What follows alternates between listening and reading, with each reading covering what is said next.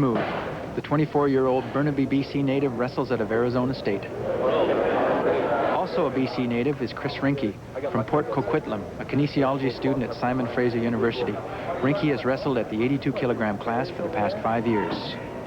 And super heavyweight Bob Molly, originally from Saskatoon. The 22-year-old Molly is a psychology student at Simon Fraser and a two-time national titleist.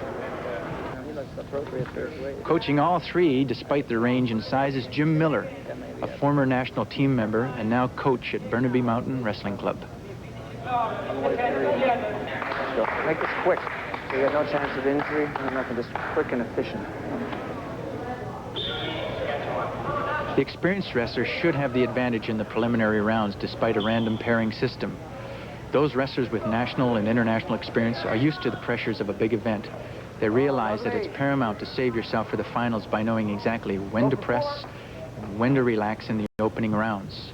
Gary Bohay wraps up his first match in rapid fashion. There you go.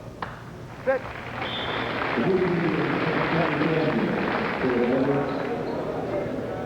Good match. Good job. You're not even warmed up yet. An all-around athlete, Gary finds wrestling holds something special for him. I like gymnastics, but it just didn't have that rough and the grind that I really enjoy. I just like getting in there and pummeling and bumping and really grinding hard. And with wrestling, you can just let it all out. And I really love that, especially with a guy my own size. For Chris Rinke, winning isn't enough. He wants to win in convincing fashion. Getting warmed up properly and getting into the right frame of mind can be just as important as strength, conditioning, and technique in this explosive sport. As Bob Molly awaits his first match, Chris is only aware of his task at hand. Okay, Chris, let's go. In 1974, Rinke was 7th in his first bid at the National Juniors. He came back a year later to take the first in the same competition. In Montague, Rinke's history is coming back from a slow start, repeats itself. He wins his preliminary bout, but is not pleased with his effort.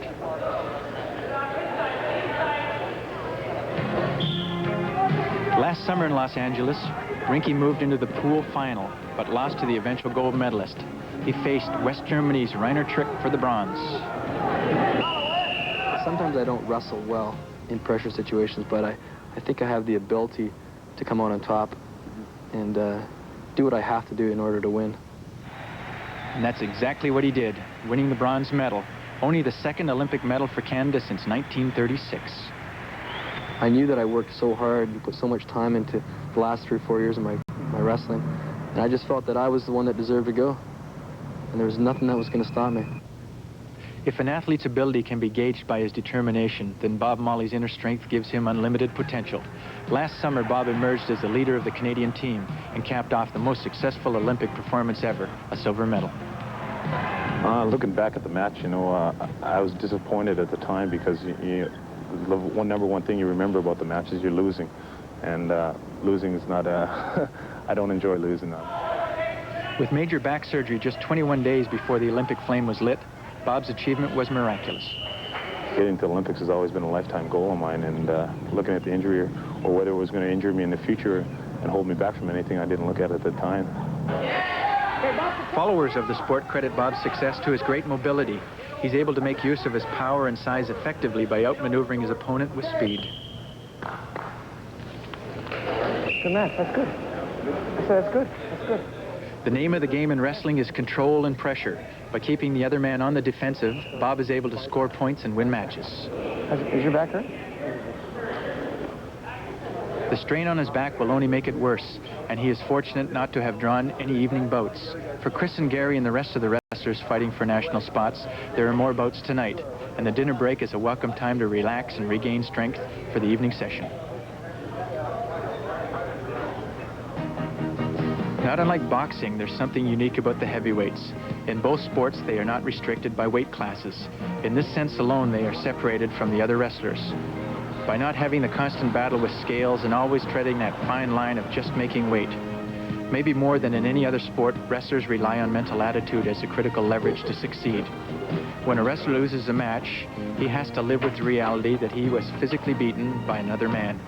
probably the purest form of sport. There are no tools, no equipment, no outside factors to help to determine the winner and loser. It is man against man in the truest sense. Champions are made by virtue of their own inner strengths. On the surface, Bob is outgoing and playful, but this is only one aspect to a complex individual. His desire to succeed is intense. He has become a champion through his own mental fortitude. He's considering a pro football career, but whatever the sport, Bob is an achiever.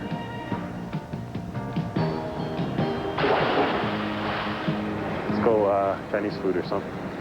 For some more? Something like that. Pick up? We don't have to make weight. Yeah, that's true. Coach was telling me your back was acting up today. Yeah, it's a little bit. It's been sore lately. I don't know why. Should be all right for tomorrow, though.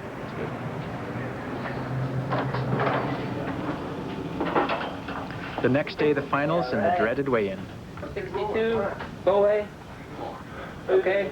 Go ahead. 82 kilos, Rinky. 100 plus kilos, Molly. After making weight, it's time to regain the energy lost from the fast the night before. After sweating off the pounds, the sight of food is a welcome sight indeed. After resting following breakfast, Gary leaves the room with an encouraging word from his roommates. Hey, see you guys later. See you guys. Good luck. Take care. Chris follows close behind. One by one, they gather in the parking lot. All the finalists know that in a matter of hours, they will fight to be the best in the country. But for the moment, strategies are set aside for a playful competition. Bob Molly is the name in wrestling today. From his success, the sport will continue to grow. Jim Miller realizes that importance. What I'm hoping will happen is that it will attract more people into the sport. It'll make the people in the sport more, I guess, more common on the street, which is what we need. We need to increase the profile of the sport in order for us to continue to develop. There's more time to gather thoughts on the drive from the hotel in Charlottetown to Montague.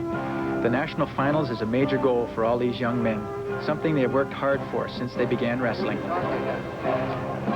The popular Gary Bohay relaxed, eager to swing into action.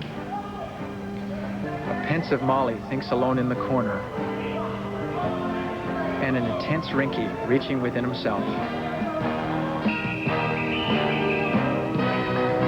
The final round matches are set to begin. The appreciative audience also anxious for the competitions.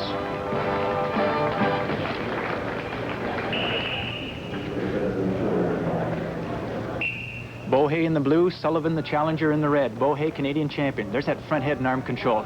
He's famous for this position, controlling the man from the front and then looking for a chance to spin behind for the control. That leg's vulnerable. Sullivan's leg, there goes. Steps behind, 1 point Bohay.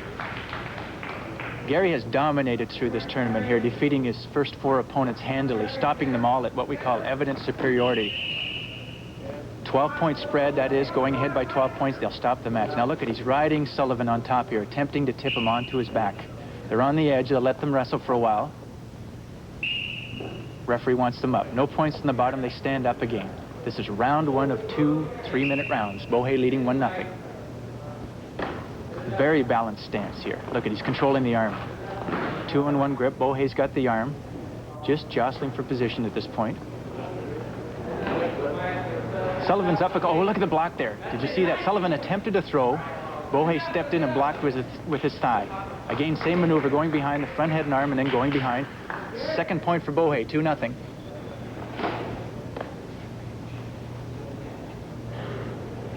Just trying to secure a grip here. He's around the tight waist here. There, he tipped him right to his back. Beautiful maneuver. Did you see the balance? Rolled him to his back. That gave Bohay an additional 2 points for an exposure. Bohay leading 4-0 in the first round. They're tearing again, the cross-body ride, and he's attempted to tear, get some leverage on the body, and force Sullivan onto his back for either tip points or attempting to pin him. There he is, gets 2 more, goes ahead 6-0. Sullivan too loose in the bottom. Jimmy Miller, coach at Burnaby Mountain, watching his boy in action. Oh, beautiful little block. Very, very subtle trip with the leg. Bohay takes him right to his back. 3 points. Take your man from a standing position onto his back, and you score 3 points. He's ahead now by 9-0. Dominating the match so far. They start the second round now. Bohay up. Score was 10. Tips him for 2. That makes it 12. They should stop it. That should be a 12-0 win. Yes, indeed. Bohay dominates the class. 12-0 in the final. Gary Bohay, Canadian champion, 136 pounds. And there's Chris Rinke, defending champion at 82-kilogram class. Miller giving him the last word of encouragement. Round 1, a slow one for Rinke. He's leading, going into the second and last round. He's leading over Serge Marcel. Marcel in the red. He's leading 5-3. Move it! Don't give up that side!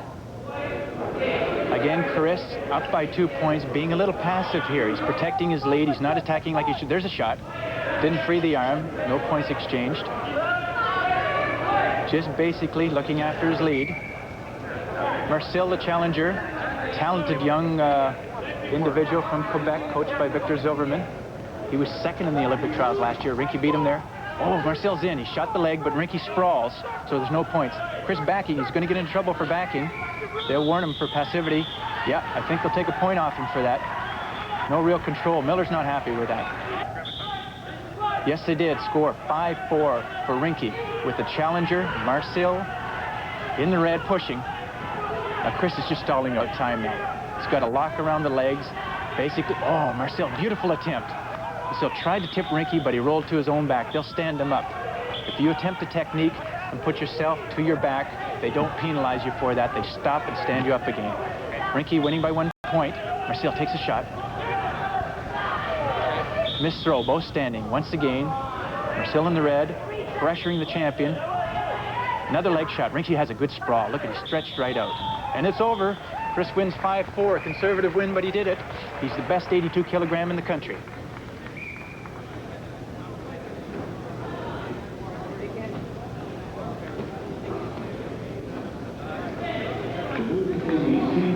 Lightweights are noted for their speed and the range of movement and techniques, and then there's Bob Molly. Heavyweights have often been seen as the slow, lumbering, large men of the freestyle wrestling world. Molly's not like that. He's got technique, he's got movement, he's an exceptional champion. Big Bob Molly in the blue against Gary Callis, also a veteran, in the red. Second round, Molly is leading 2-1. Very conservative opener. Callis is not a man to take lightly. He can throw. He was an Olympian himself in the Greco. Oh, look at that leg shot. That's beautiful technique for a big man. He's in on the single. Callis bails out. Molly sets him down. There's the second point. Molly going ahead now, 3-1 over Gary Callis. Good control there. Jostling for positions. Oh, there's a front head and arm. Now, if he can drop him down, put some weight on him, drop him to his knees, and then go behind. He should be looking for that leg. The leg of Gary Callis, the leg closest to you, is vulnerable now. If Molly will reach for it, that'll be his chance to go behind for the point. Front head and arm right now. There it is. There's a leg. Picks it up. Sets him down. Callis in trouble again. Another point for Molly. Going ahead 5-1. Molly on top. Good power, good position. Now his objective is to turn his man to his back. Molly has to get some leverage, pick up an ankle in this case, and attempt to roll Gary Callis onto his back for more points, or hopefully to pin him. He's driving, not enough pressure off that left leg. See that straight left leg? That should be bent and driving hard, but Molly's had some trouble with that leg as a result of that back injury. If he does not advance his position or move Callis onto his back, they'll stand him up again for more takedown work. That's what happens. Referee stands him up. Molly wrestling conservatively, but clearly in control. He has a lead of 4-1. And here's Callis. He's hurt a bit. When that ankle was cranked up, that set him back a little bit. He has a few minutes to reassess his condition here. Miller, a little strategy for Molly. Wants him to move more. Callis is dangerous. He can throw. He can pin the man, so Miller's advising more shots. There's a missed throw. Not deep enough. Molly has to stay off his knees. He should do his shots from a standing position, but he's staying out in front. Callis can't get behind. Just a stalemate situation, stalling out the clock. No action. They're in a stall. Oh, nice job. Molly's got the leg. He goes behind, sits him down for the last point. That's 5-1. Molly on top. Comfortable lead, doing a nice job. Can't roll Callis. Credit to Gary's effort here. He won't be rolled on the bottom. He has a good base. He's staying chest down. Molly working hard, but can't tip him over. Look at working that neck. That's 250 pounds. No action on the bottom. The referees want more motion. He stands him up and brings him to the center of the mat for more takedown work. Just seconds left. Callis a shot, blocked off easily. And Molly in for his. He's in on the leg. In safe position. There's no points exchanged here. He's just stalling out his lead. And it's over. Bob Molly, Canadian champion, defending his title at the super heavyweight class. Bob, Chris, and Gary are leading Canada's wrestlers into the future.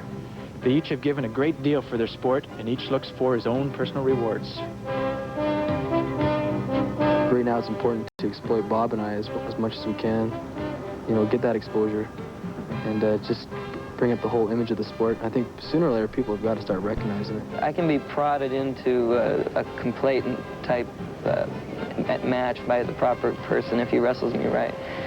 And once he starts being rough with me, I love to just give it back and come back even that much harder.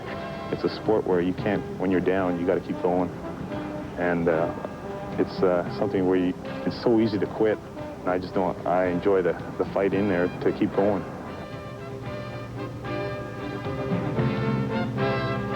For Sports Weekend, this is Ole Sorensen in Montague, Prince Edward Island. Really top-notch report, Ole. Thanks very much. Wrestling, yet another sport in Canada, given a big boost by the results of Canada's athletes at the Los Angeles Olympic Games. The silver medal by Bob Molly and the bronze by Chris Rinke. Canada's first Olympic wrestling medals in 48 years. So they stand as an inspiration to the up-and-coming wrestlers who will make up Canada's future national teams. On the international sport...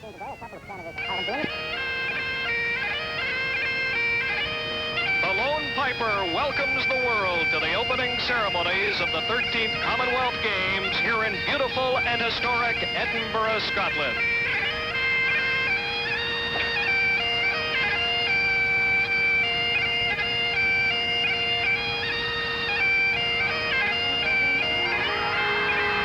On the Esplanade below Edinburgh Castle, 2,500 Scottish school children representing the spirit of youth are ready to begin their run down the Royal Mile to Meadowbank Stadium.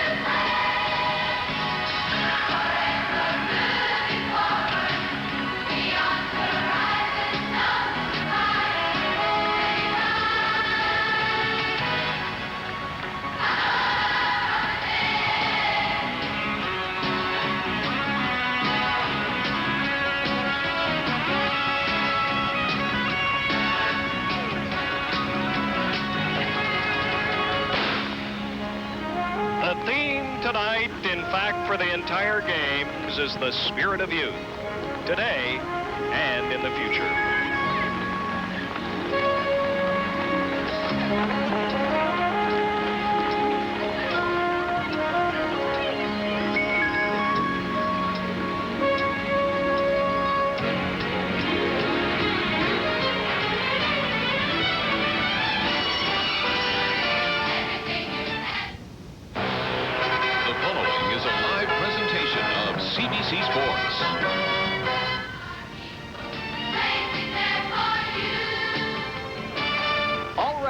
seen evidence of the grand occasion to unfold here in Edinburgh this evening. At this very minute, 2,500 Scottish school children making their way here to Meadowbank Stadium. We've seen the dress rehearsal. We're expecting a fantastic show loaded with surprises. I think the opening ceremonies will be unforgettable.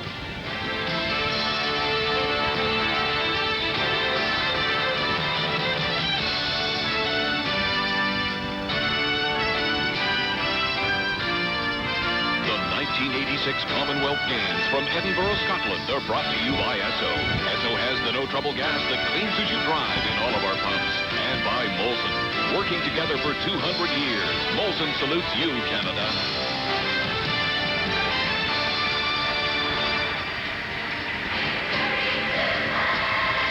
The children of Scotland proudly touching and running through the Scottish saltire and the emblem of the 13th Commonwealth Games.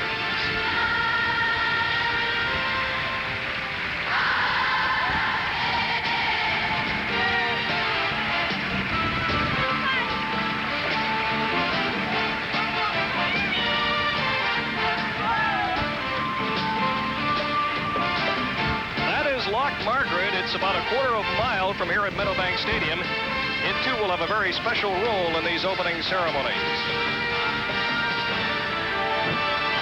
And there it is, the water exploding skyward to greet this worldwide audience as the children now approach Meadowbank Stadium.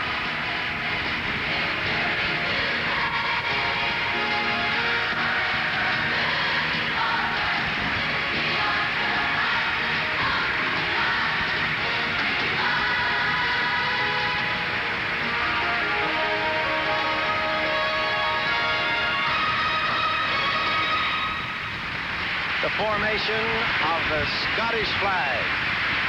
Proudly at center field at Meadowbank Stadium as the opening ceremonies are underway. What a magnificent sight.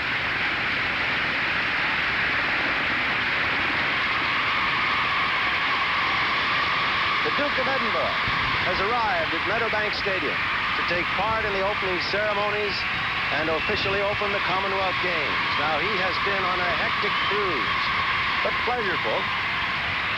His son, Prince Andrew, married Sarah in London yesterday under world coverage, and last night he attended a formal reception here in Edinburgh, and he attended all sorts of meetings to the Commonwealth and all its dignitaries.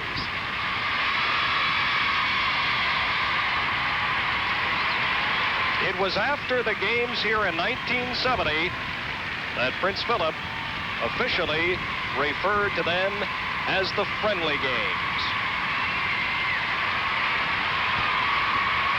He arrived in Edinburgh last night following the wedding of his son Prince Andrew and Sarah Ferguson.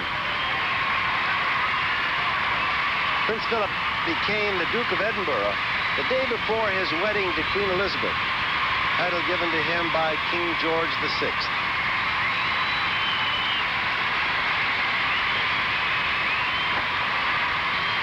A great supporter of the Commonwealth Games and a sportsman, a true sportsman.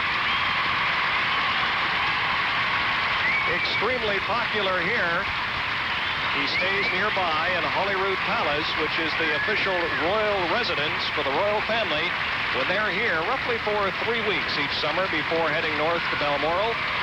Holyrood, also the home to Mary Queen of Scots, and really is the official end to the Royal Mile. You just saw the 2,500 Scottish school children come down that Royal Mile into Meadowbank Stadium.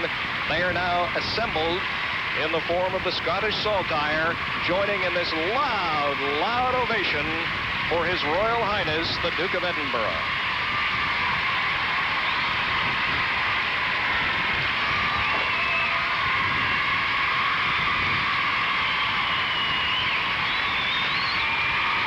A charming man, gracious, sensitive, a sportsman, as we said, and enjoys the Commonwealth Games. He enjoys any sporting outing.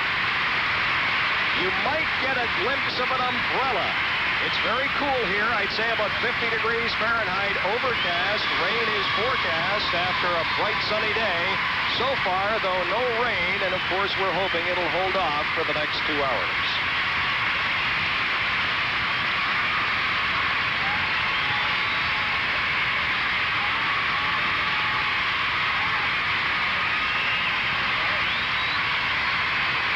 Guard of Honor. And Prince Philip will be received by the Right Honorable John Mackay, Provost or Mayor of Edinburgh. And Peter Heatley, the Chairman of the Commonwealth Games Federation and Chairman of the Scottish Sports Council. Duke will meet 6 members of the Commonwealth, the Games Federation, Arthur Campbell, the General Manager of the Scottish team, Ken Borthwick, Robert Maxwell, Brian Cogwell, Blair Gossett, all involved in the Commonwealth Games. And lastly, the Lieutenant General Sir Norman Arthur, Scotland's commanding officer.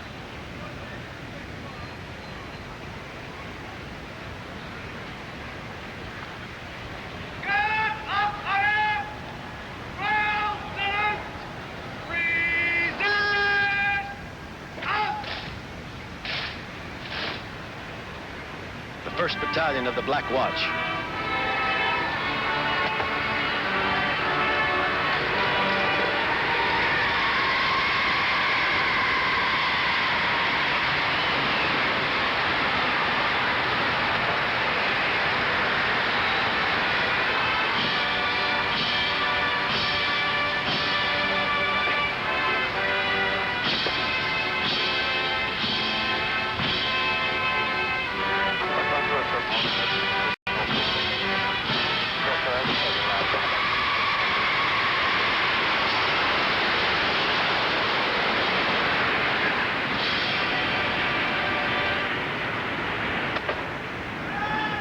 Strike aircraft all coming in from over the North Sea in the Royal Flypast, preceded by 3 Navy-seeking helicopters, the Navy leading the way as it is the senior service in Scotland.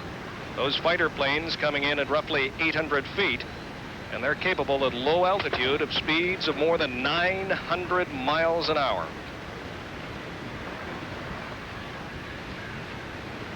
His Royal Highness now has the pleasure of inspecting the Guard of Honor.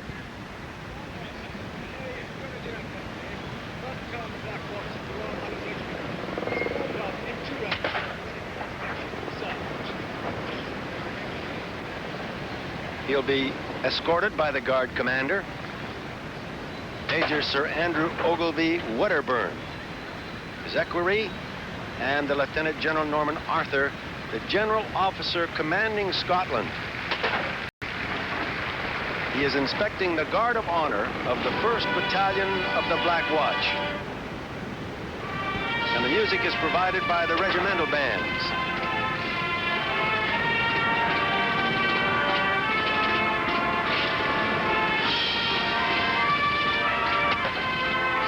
Black Watch is a proud guard. His Royal Highness is proud of them.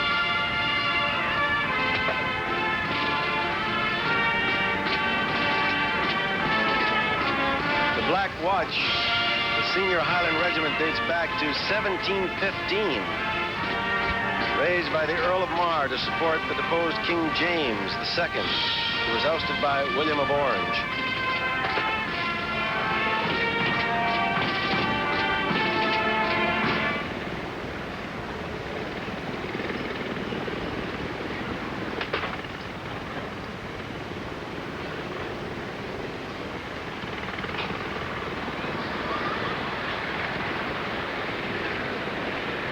His Royal Highness arriving here in Edinburgh last night.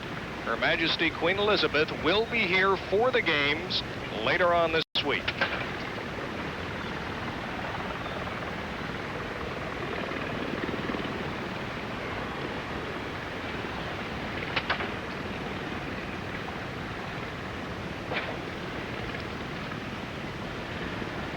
He finds it a pleasure to speak with some of the Guard, always adding a comment, graceful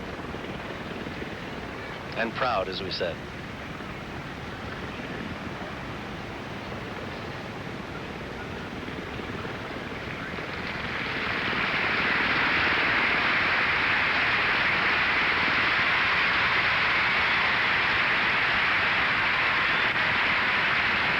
Peter Heatley is a 3 gold medal winner in the Commonwealth Games, and he escorts the Duke of Edinburgh to the Royal Box. CBC's coverage of the 13th Commonwealth Games of Edinburgh will be right back after this. Esso, and only Esso, is first with a remarkable breakthrough. A new gasoline that cleans as you drive. A new gasoline that cleans dirty carburetors and foul fuel injectors. A new gasoline available in all grades. Esso and only Esso has the no-trouble gasoline in all our pumps.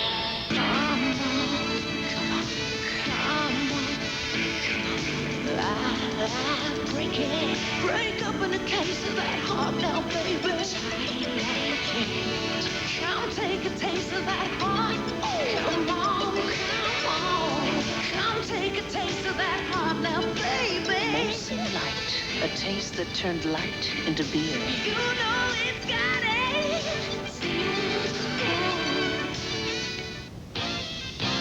It's Dairy Queen, the original you never forget, with another all-time hit, the one and only Dairy Queen Blizzard, specially blended with your choice of a crispy crunch, a score bar, fruit or nuts, and more.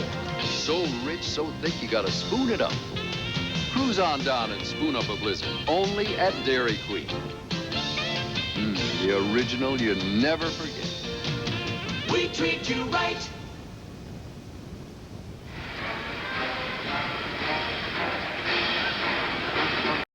On this cool and overcast Thursday evening in Edinburgh, Scotland, welcome back to our coverage of the opening ceremonies to these 13th Commonwealth Games.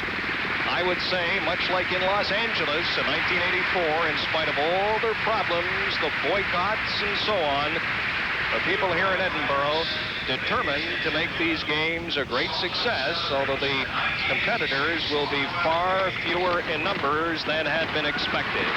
Now the special daytime fireworks display. It is larger than a nighttime affair. This process using magnesium, which will produce the bright stars, different metals added to the magnesium to produce the colors.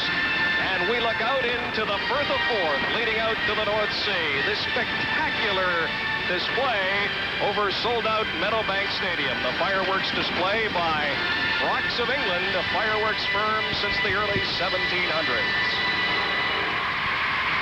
The beautiful coloring of daytime fireworks is not apparent at night, of course, but you see the bright reds, blues, yellows, and sparkling fireworks. The Commonwealth pageant, we will see vehicles and floats representing the 6 geographic groupings or regions of the British Commonwealth. These floats intended to represent the countries of the Commonwealth, not just those attending these Edinburgh Games. The first float depicts Oceania. Oceania including, well, you hear the music, Waltzing Matilda, Australia, New Zealand, Fiji, the Cook Islands, the Norfolk Islands, Western Samoa.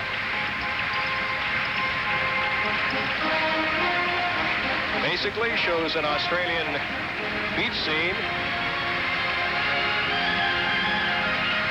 The 2 dolphins are on 2 large mechanical arms. I think they're a little cool on a night like this when it is barely 50 degrees. All the eyes cast upon them are warm, though.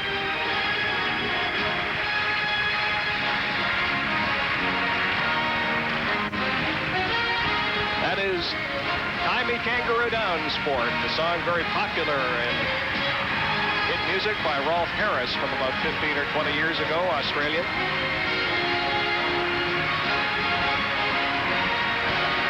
Over 23,000 fans here at Meadowbank Stadium this afternoon, and all enjoying these opening ceremonies. Quite colorful. Oceania. Now, Africa enters the arena.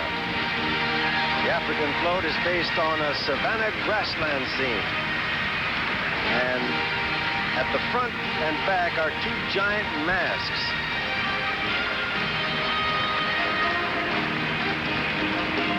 one at the front there remains static, while the one at the back rises out of the lava flow to stand erect.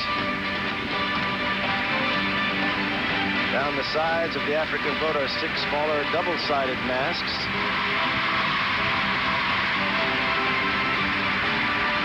And the float is actually depicting a volcano, because the islands come from volcanic origins.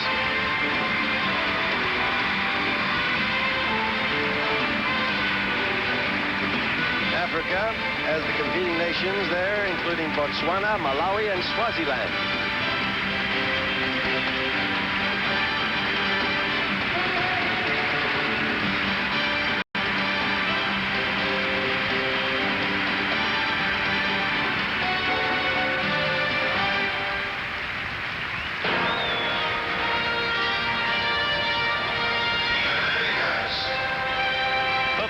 Geographic grouping from the Commonwealth, Americas, ranging from Canada in the north to the Falkland Islands in the south, also Bermuda and Guyana. And you recognize the familiar Alouette. The float is a giant ice floe with a Rocky Mountain landscape underneath, giant polar bear in the center.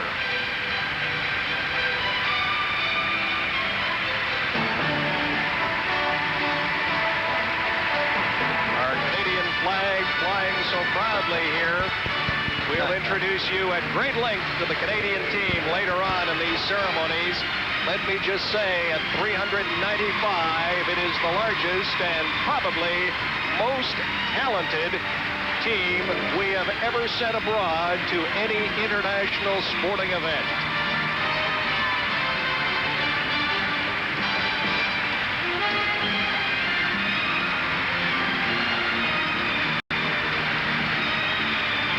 Judging from the reaction, you can see that more than 23,000 here are enjoying themselves and becoming a part of these opening ceremonies.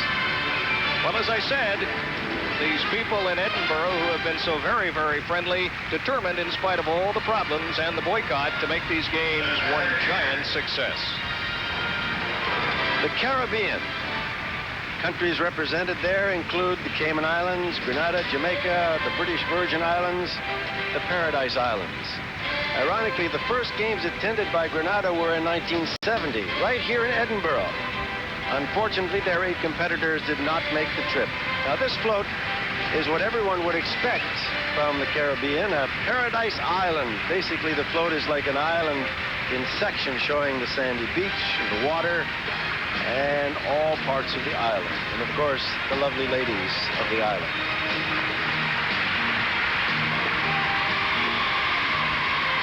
In the center of the float, there are sharks, or a shark's fin, which rotates and then stops.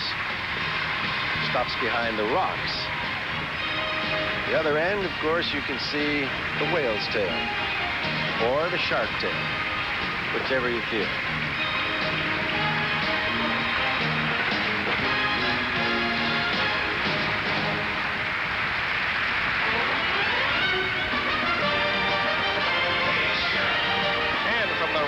Beats of Montego Bay to the serene beauty of Asia. The Asia group, including Hong Kong, Singapore, the Maldives, Bangladesh, India, Malaysia, and Sri Lanka. The Asian float is a giant peacock chosen to represent this geographic area. As an exotic bird, organizers feel it represents the world's exotic view of the eastern countries. Body feathers opening to reveal the Commonwealth representatives flying on magic carpets above the flags.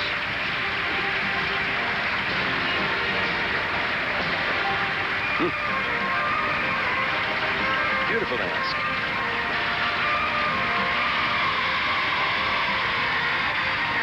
Beautiful lady.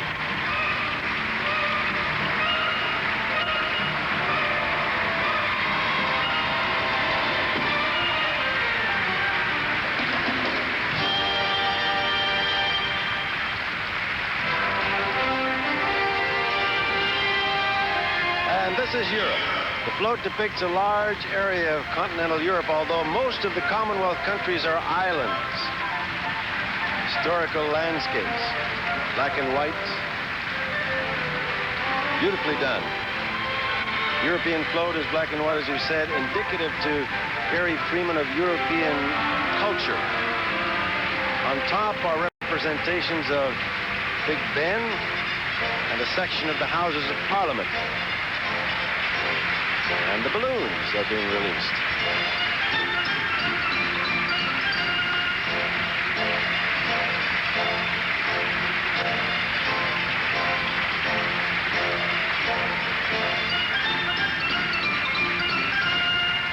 Big Ben actually collapses to become a helicopter.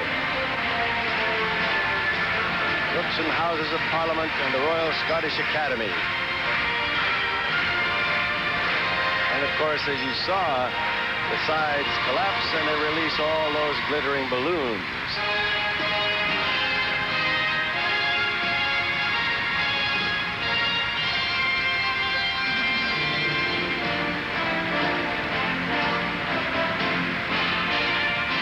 We see the countries represented there, but for some reason, we don't see the representing nation of Scotland.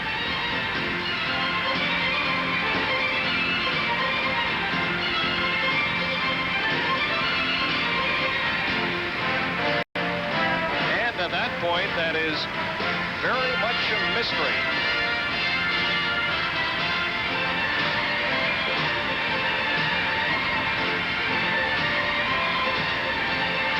The 6 floats depicting the 6 geographic areas of the British Commonwealth, again, Oceania, Africa, the Americas, Asia, the Caribbean, and Europe.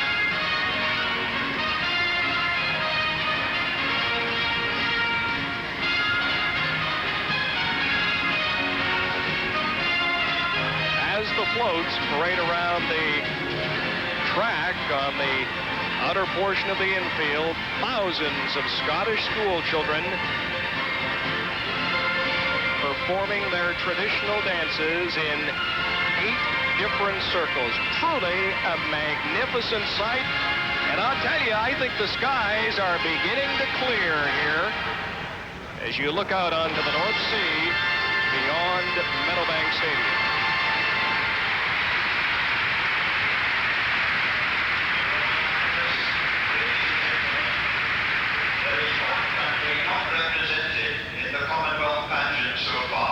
Scotland, dressed in the host nation's colors, she is on her way into the stadium from 2,000 feet. Well, that answers our question. And we are now looking live at members of the Royal Marines freefall team. I mentioned the skies are clearing. It's very, very important.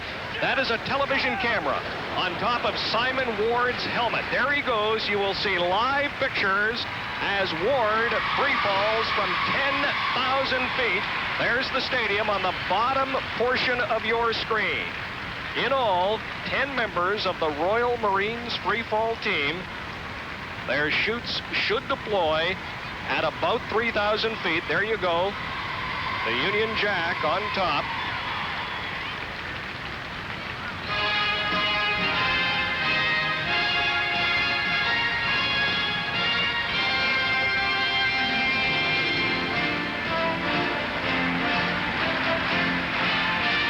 Now, these pictures you're seeing, many provided from the camera atop the helmet of Simon Ward. They gather with him, and you can see the incredible control they have of these parachutes.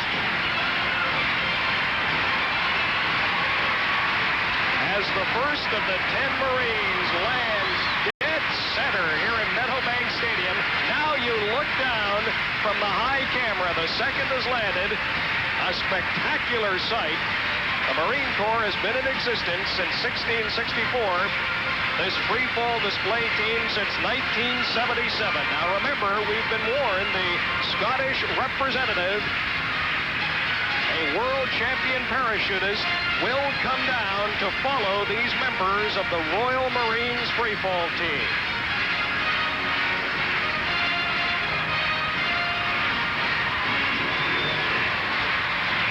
Still. And there she is. That is Jackie Smith. The Scottish saltire, the flag on her parachute, as she lands to be greeted by the members of the Royal Marines freefall team. A world champion shootist. Spectacular entrance to the Commonwealth Games in the country of Scotland. Well, there had been great concern today with the rain and overcast conditions whether or not they would be able to stage the Marines freefall display, but it went off and went off in spectacular fashion.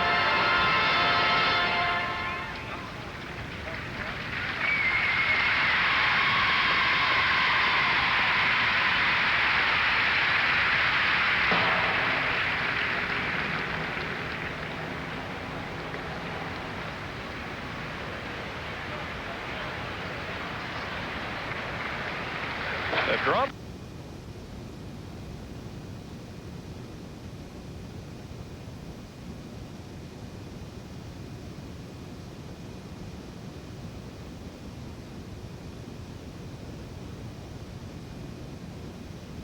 Audio problems are incoming. Please stand by. Games from Edinburgh, Scotland will continue right after this.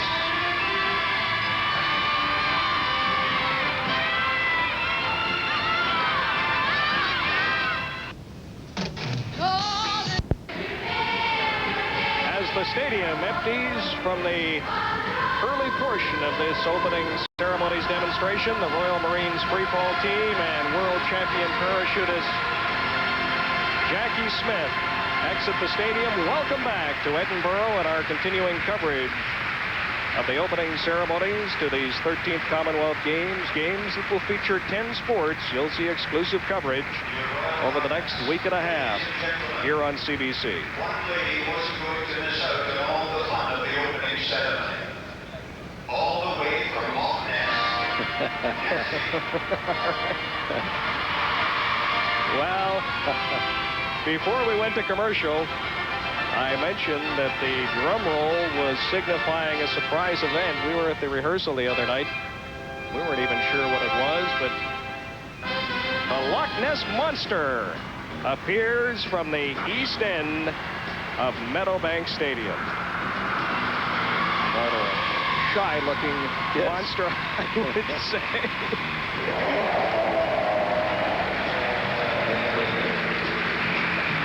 That noise is supposed to be somewhere between the sounds of a dolphin and a whale. It is 40 feet long, very noisy. And moves quite well, wouldn't yes, it does. 19 people inside, and the 19 inside are all students of Dunfermline College of Physical Education. They'd have to be from a physical education because actually they have it down pretty fast. Monster is actually 15 feet high and mounted on bicycle wheels as he now comes over to acknowledge His Royal Highness, the Duke of Edinburgh. We should point out there's a dance assistant and one other at the front to steer the monster.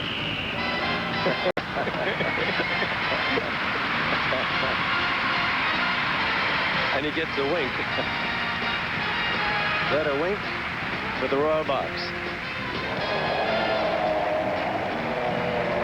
I'm impressed with the movement there, actually. Very good.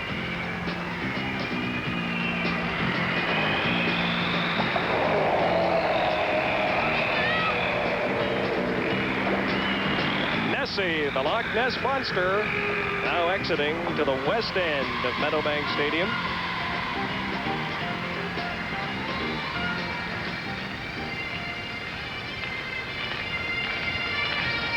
Drum Major Alan Hendry of Grampian Police. The most junior drum major on parade leaves 3 other majors and 4 pipe bands from the police onto the floor.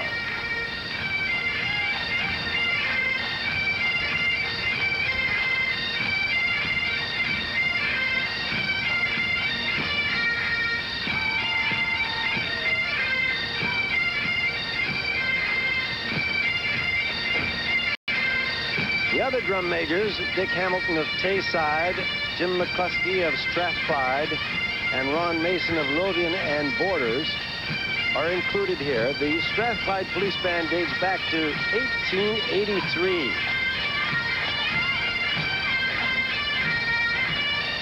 And following the bands are the Highland Dancers. 160 dancers carrying 320 custom swords. Those swords worth 85,000 pounds sterling. The dollar fluctuates so rapidly, but according to my calculation earlier today, that's around $175,000 Canadian. In just a minute, we will see some very, very special Highland dancing, including the majestic sword dance. Our research also tells us that this dancing, the origins of this dancing was lost in the mists of time. What a beautiful line.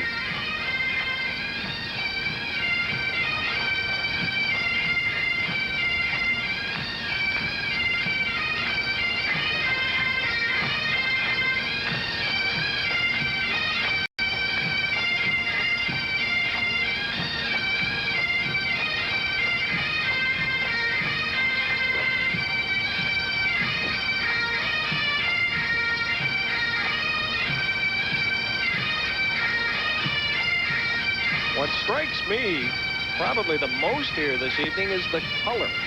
The brilliant green of the infield, green so typical here in Scotland. The bright colors both on the infield and in the stands as the Highland dancers move to center field, and they will perform some very special Highland routines, including the much-awaited sword dance. You can see the various tartans, and it's thought that tartan was a word used to describe fine cloth, like the word tartana. Tartana then passed into the French tartane, meaning linsey woolsey. So does that help you any?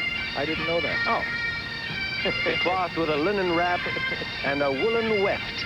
That's a tartan. You know something? There are two tartans to be seen in these games. The official tartan of the games, the Commonwealth Games tartan, colors the three colors of the Commonwealth, red, white, and blue, and the colors of the city of Edinburgh, black and white. Also the tartan for the Scottish team called Edinburgh 86.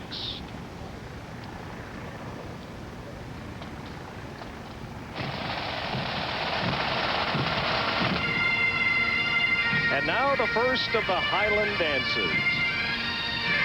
A tremendously rigorous exercise. For that reason, most of the dancers here tonight are teenagers.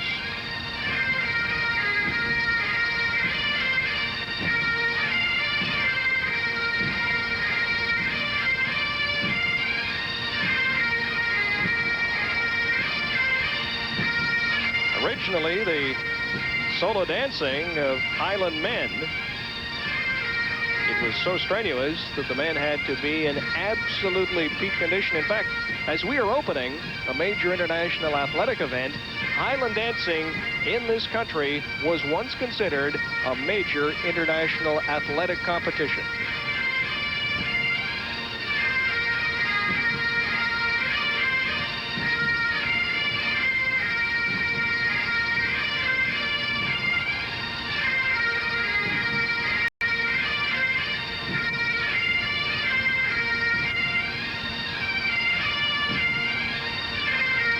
I'm told, too, that it's much more difficult to do this sort of dancing on soft turf as opposed to a hard floor because it takes twice as much energy to spring.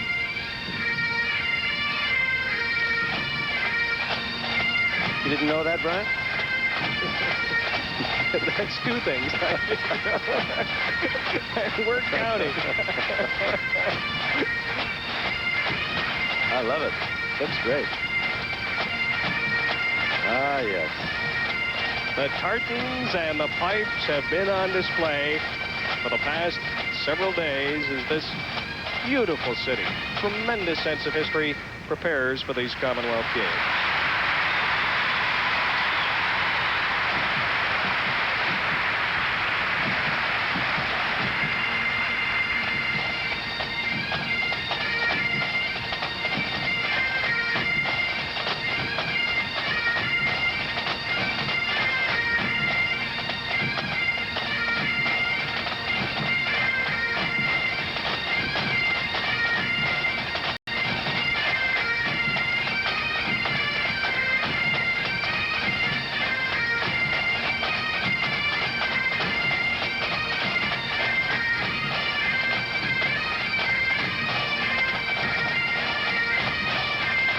We were talking about just how strenuous Highland dancing is. Another of the early dances, the Highland Fling. It's actually an ancient victory dance performed by soldiers after successful battles. You see the crossed swords, in all 320 on the turf here. They will be part of a very special presentation within a matter of minutes.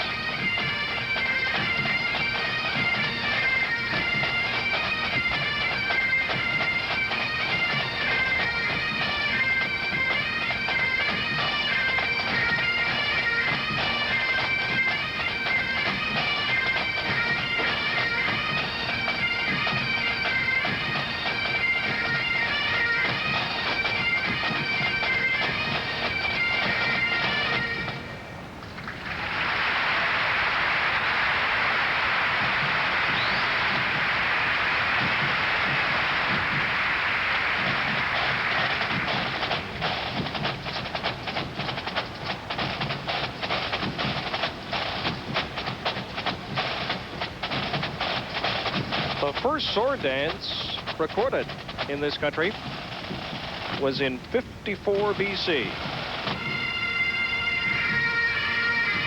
Actually, the Roman soldiers very surprised to see the Caledonians dancing in and out of upturned swords and spears. 8 special dancers, 4 men and 4 women starting this dance, many of them world champions, including 29-year-old Jane Mortimer. Now, I mentioned this is basically performed by teenagers because of the great physical activity involved. Jane Mortimer, an exception, had a great story. She danced in 1970 in this very stadium as a 13-year-old.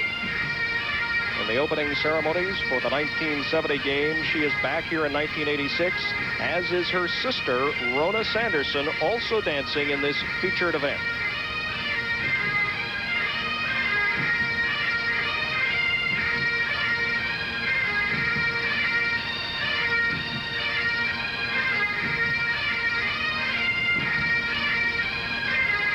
In the days of the Romans, the swords were held on end, which made the dance slightly more difficult and dangerous.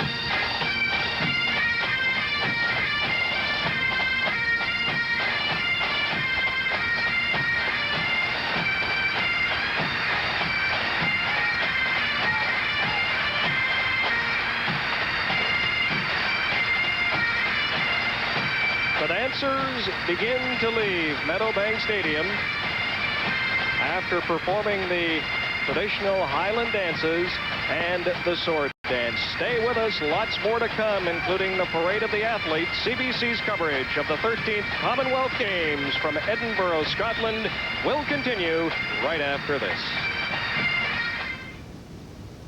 Esso, and only Esso, is first with a remarkable breakthrough. A new gasoline. Now entering Meadowbank Stadium, the opening ceremonies, 500 special dancers called the A-Team. The best of the group of 7,000 selected from 31,000 who auditioned to be in these ceremonies. The dance choreographer is Lud Romano, and we can watch for special formations to be made on the field. The dancers practiced in groups of 30 based on home locations for about 3 months, once a week. The music is very, very special indeed.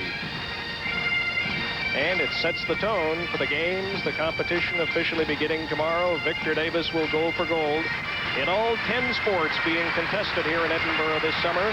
Athletics, track and field, of course, badminton, boxing, lawn bowling, cycling, rowing, shooting, swimming, weightlifting, and wrestling. And CBC Sports will bring it all to you through 1 week from Saturday in the closing ceremonies. Your Royal Highness, ladies and gentlemen, in song and dance, the A-Team celebrate the spirit of youth. The A-Team is accompanied by the Games Choir as they sing the spirit of youth.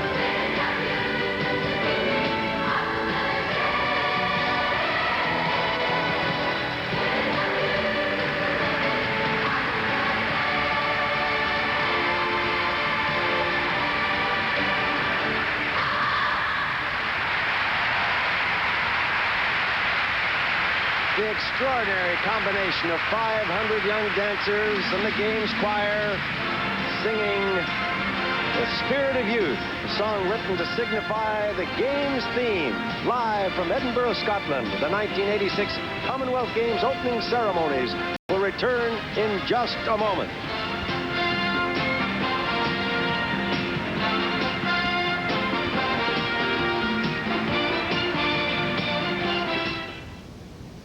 Esso. And And as we come back to Meadowbank Stadium on this rather cool Thursday evening, a Loch Ness Monster has reappeared, or perhaps I should say the Loch Ness Monsters have reappeared, much to the delight of His Royal Highness, the Duke of Edinburgh. You may have seen Encore Edinburgh last night, our special games preview.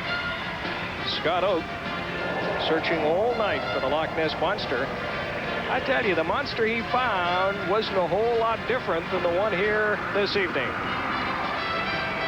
And not to be outdone by his mate, the newly arrived Nessie will pay its respects to royalty.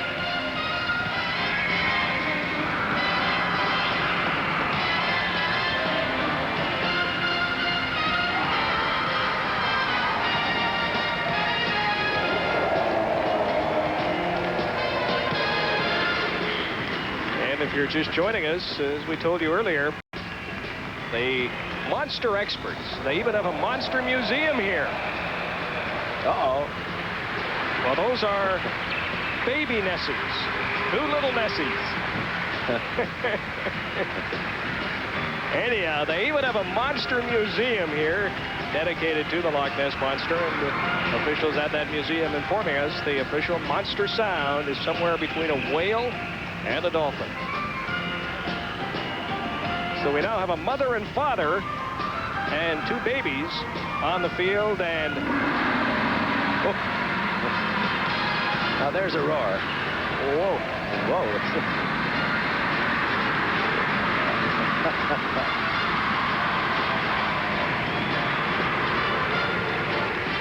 Well, for a minute, I thought the 8 RAF strike fighters were coming back in over the stadium at very low altitude, but no, that is the grandmother, apparently, calling home the monsters to Loch Ness. The call of the Ness.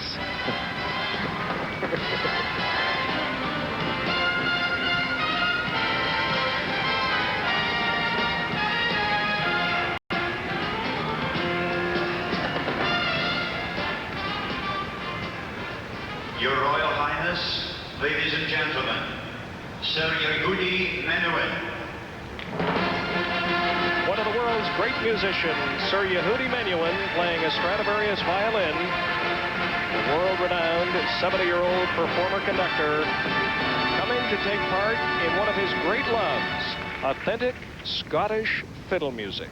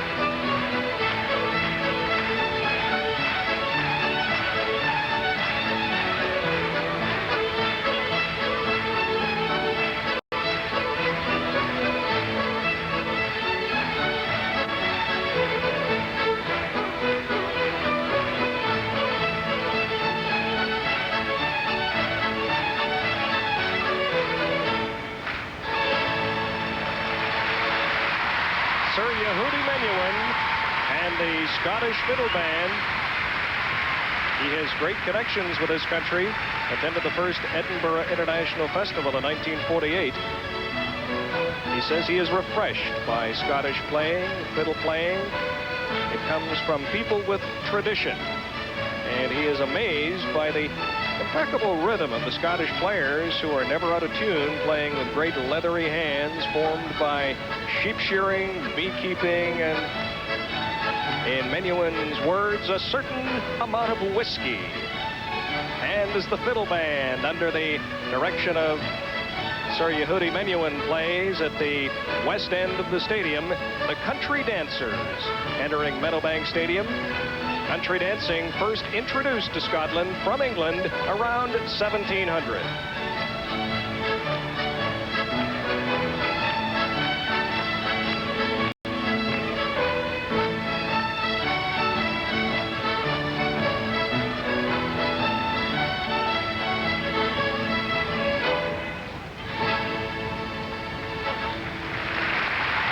You can perhaps tell by the outfits, the ladies' outfits. At first, it was the ballroom dancing of the nobility and aristocracy of Scotland, but it was practiced widely by all by the year 1775. The first dance is Holyrood House, written in 1962 for a branch of the Royal Scottish Country Dance Society. And they often perform nearby at Holyrood Palace, which is the official residence of the royal family when it's here each summer for about 3 weeks. And, of course, is the residence for not only the Duke, but also Her Majesty, the Queen, when she arrives here in Edinburgh later this week.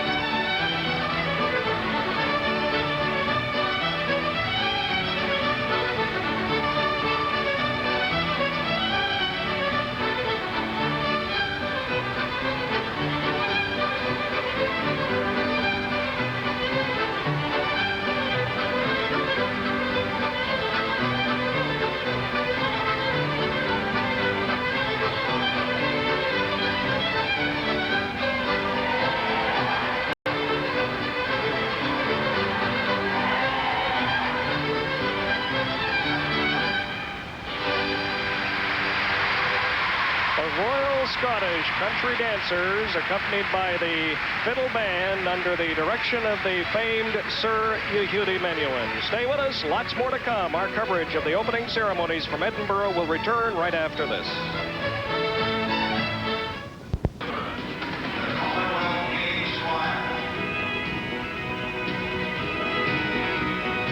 The 1,000 voices of the Commonwealth Games Choir, dressed in special tartan of the Games, will sing "Smile with Us."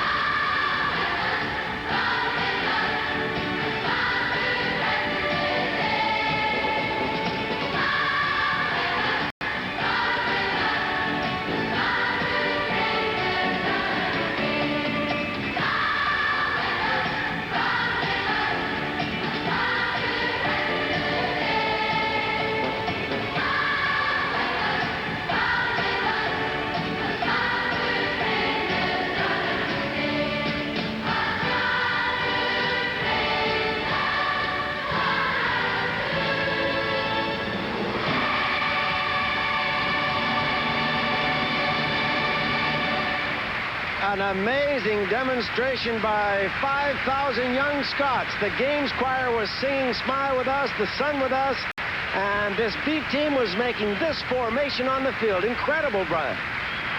A giant pigeon with the head perched just below the official Commonwealth Games Choir. And wait, we have more.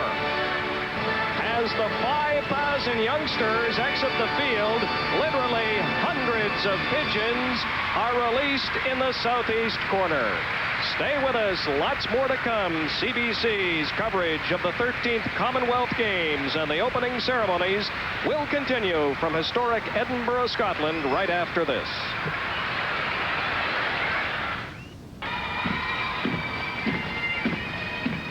Tuesday evening in Edinburgh, Scotland, and the sun has just come out over the west end of the stadium to welcome the entrance of the pipe bands, 4 Army bands and 1 civilian. Military bands being the Black Watch, the fabled Black Watch dating back to 1715, raised in favor of James II by the Earl of Mar.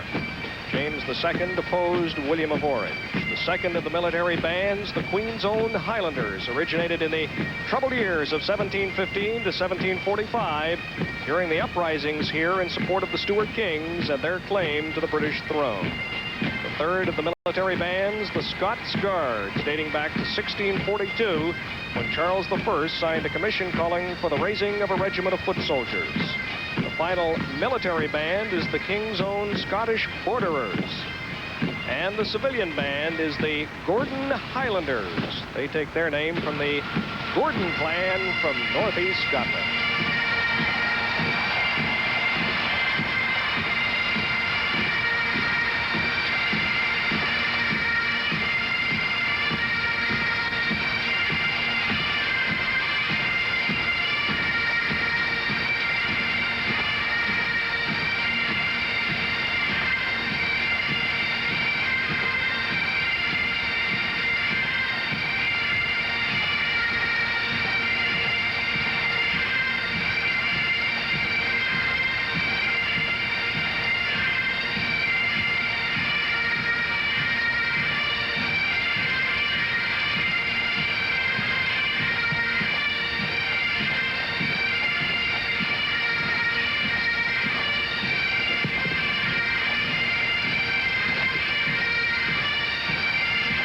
A shot from our camera high atop the Meadowbank Stadium.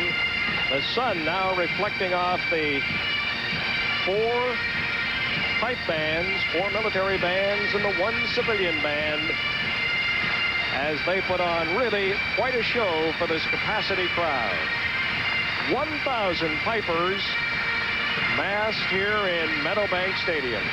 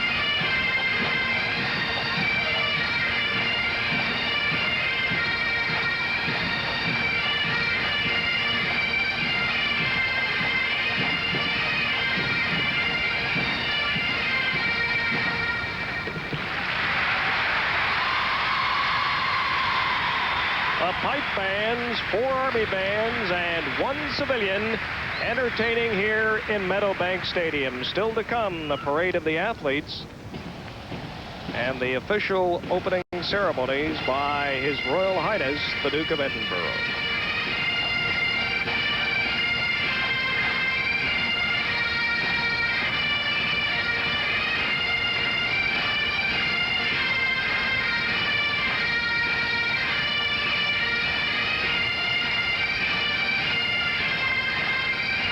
And as the bands exit Meadowbank Stadium, stay with us. Our coverage of the Commonwealth Games opening ceremonies from historic Edinburgh, Scotland will continue right after these messages.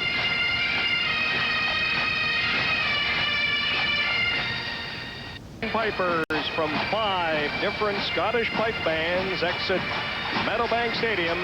Welcome back to our coverage of the opening ceremonies to the 13th Commonwealth Games. His Royal Highness, the Duke of Edinburgh, will preside over the official part of these ceremonies in just a very few minutes.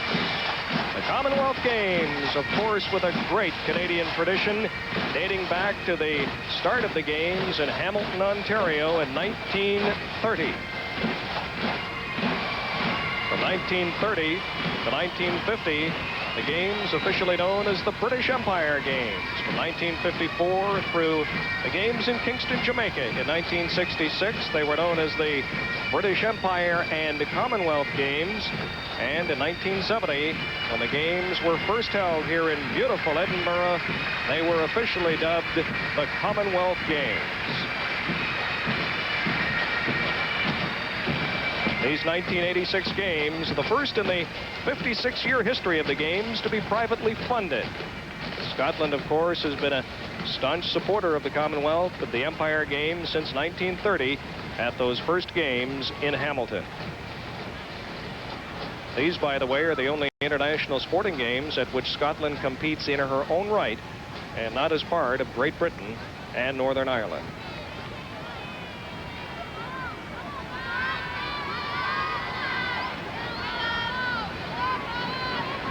This is now the beginning of the ceremonial section of the ceremonies. And as we listen to the beautiful music, the Scottish bands, you look back to the comments made over the weeks when they say that Scottish band music, the pipes can rivet you to the music.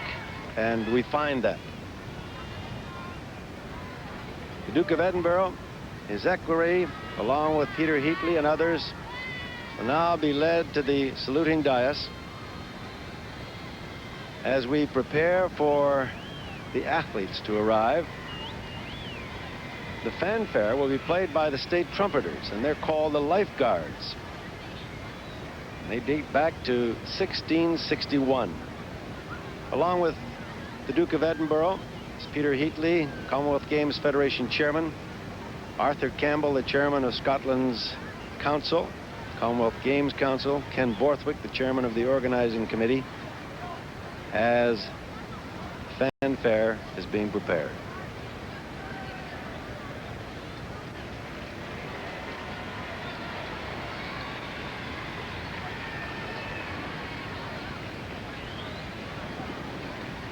Peter Heatley, no stranger to the floor of a stadium, winning 3 gold medals in the Commonwealth Games in diving, and he has watched many great athletes mend their way through Scotland to world championships.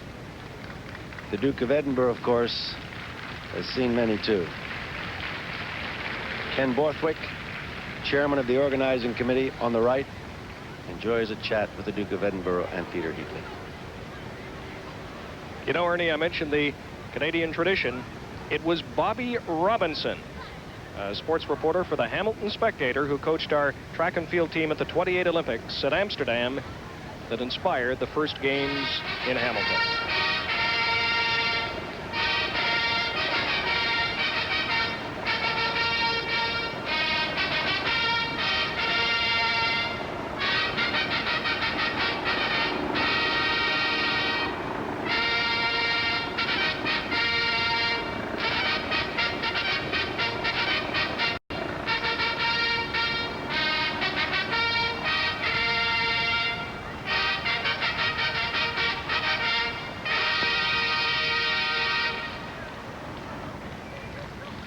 the Fanfare Royale, played by the state trumpeters called the Lifeguards. Your Royal Highness, ladies and gentlemen, the Parade of the Athletes.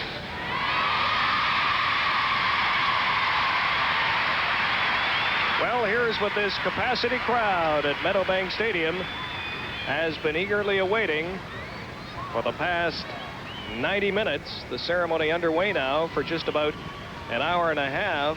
People have been in the stadium now, though, for nearly 3 hours.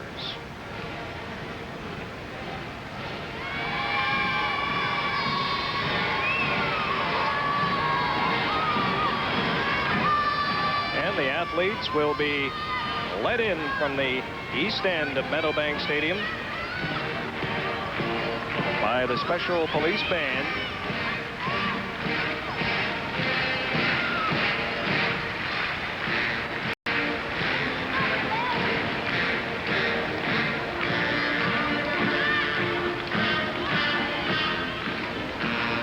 It's interesting, over the years, the biggest games in terms of the number of athletes was Brisbane in 1982, 2,154.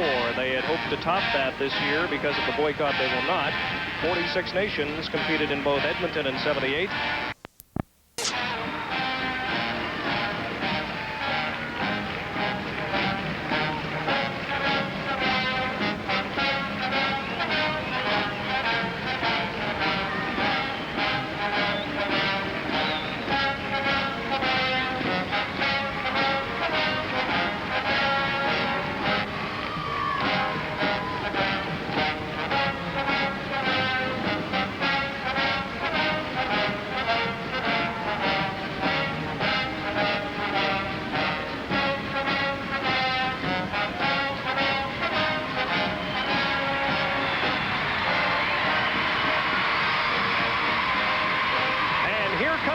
Australia, 303 members, 240 athletes, and 65 officials.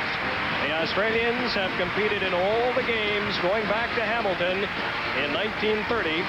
They are the lead country because they last hosted the games in 1982. They ranked number 2 in gold and overall medals over the years. Their flag bearer is Michael Turter, a 28-year-old cyclist and Olympic gold medalist in the team pursuit. Good day, Australia, as the green and gold of Australia enter Meadowbank Stadium. The Australians produce some great athletes for a country with a population of only 15 million. In fact, Australia has won a gold medal in every sport in the Commonwealth Games with the exception of badminton. And the Australian Broadcasting Corporation to my immediate right, and they are on their feet and waving as their team comes into this stadium. This team has come from the other end of the world in their bright yellow jackets and green pants, and they are not about to lose, they say. They're going to win everything in sight.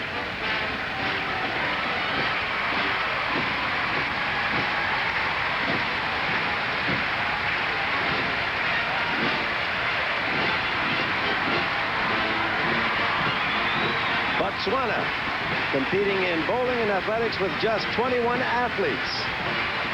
Botswana is located in southwest Africa between Zimbabwe and Namibia. Their previous games were in 74 and 82. They have never won a medal. And the flag bearer is Big Boy Motlapeng of athletics. And here we come, Canada.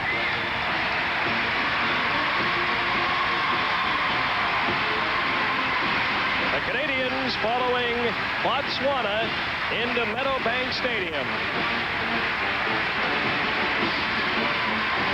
This is our largest team ever sent to any international competition. 395 athletes and officials. And the flag bearer, the fastest man alive, Scarborough, Ontario's Ben Johnson. Ben, of course, annihilated Carl Lewis of the recent games in Moscow. Then Friday night in Birmingham, England, easily defeated world record holder Kelvin Smith. They're all carrying umbrellas. They were expecting some rain. I'm sure they'll find some use for them a little bit later on as they enter the center of the arena. These bright red jackets for the men and white for the ladies. Very impressive here in the arena.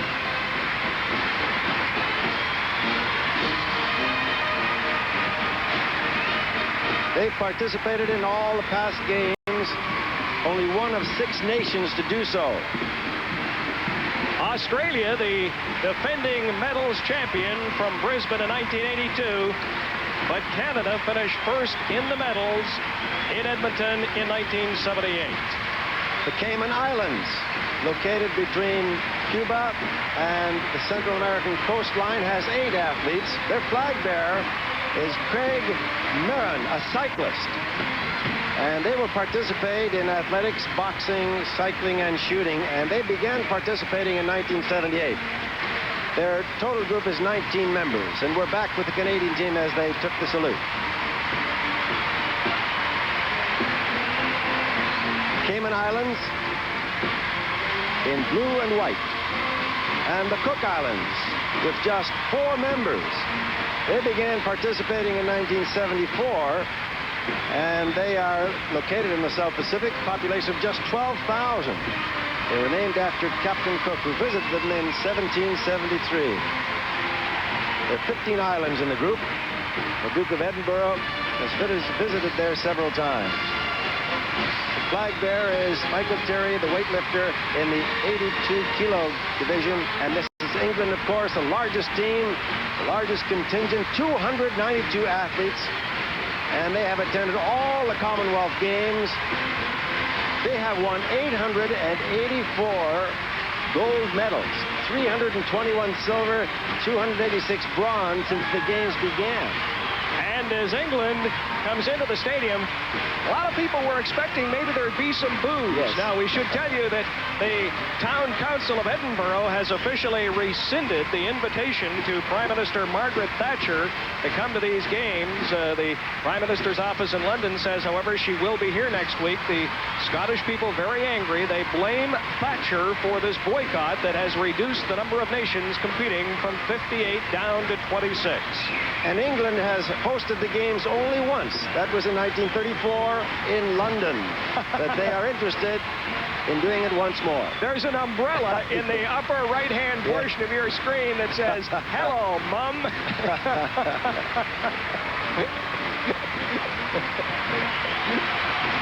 The British have fun, though, don't they? They really do. And a friendly atmosphere here tonight as these Scottish fans give the large English team really a very warm and friendly welcome. The Falkland Islands. Now, the Falkland Islands first competed in Brisbane in 1982. Only 2 members on this team. The flag bearer is Brian Summers. The other athlete is Stan Smith, the team manager. They are both on the shooting team. And the Falkland Islands, as you can imagine, very, very popular here in the British Isles. Fiji, a 34-member team. Fiji has attended all the games since 1938. They'll send 29 athletes into competition. The flag bearer is Willow Fong, age 38. And also Maria Lamon, age 50. They are pairs lawn bowling teammates.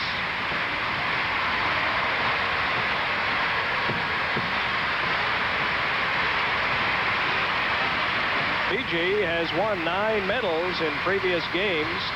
Gibraltar competing here in track and field, rowing, shooting, and swimming. Gibraltar, unlike Fiji, has never won a Commonwealth medal. The flag bearer is swimmer Brian Lopez, who will compete in the 100 and 200 breaststroke. And, of course, you'll see the swimming coverage with Ted Reynolds and Byron McDonald. Guernsey with 54 members. Their flag bearer is Matthew Gill, a shooter. They had 2 medals at the previous games, both at Brisbane and both in shooting. And they have been attending the games since 1970, the first games here in Edinburgh. 52 athletes from Guernsey. They're located in the Channel Islands south of the British mainland.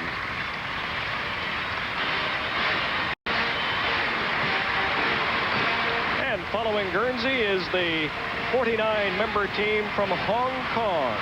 The flag bearer is Jose Lei, a shooting representative.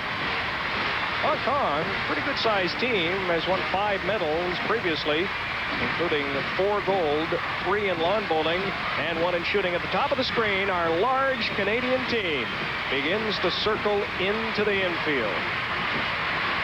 The Isle of Man in the Irish Sea is competing in 6 sports: athletics, boxing, swimming, badminton, cycling, and shooting. They have 29 athletes, and they have just a population of 60,000. Included in that population is Formula One driver Nigel Mansell. He and Team Williams leading the Formula One standings in the drivers' competition so far in 1986. As we look at the Canadians at the top of the screen, the Isle of Man at the bottom of your screen, which reminds me that we will have Nigel Mansell and the other Formula One drivers in action this Sunday as we cover the German Grand Prix. Jersey competing in 5 sports: track and field, cycling, swimming, bowling, and shooting. 18 competitors. It's a Channel Island near Guernsey, Jersey, with a population of 75,000.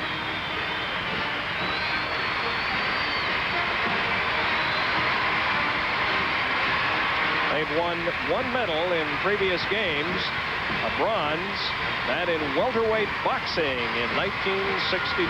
They've attended all the games since 1958.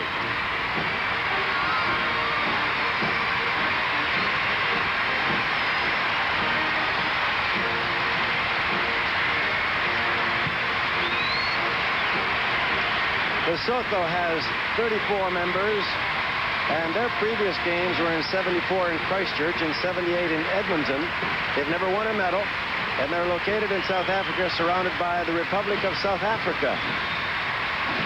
17 athletes in all.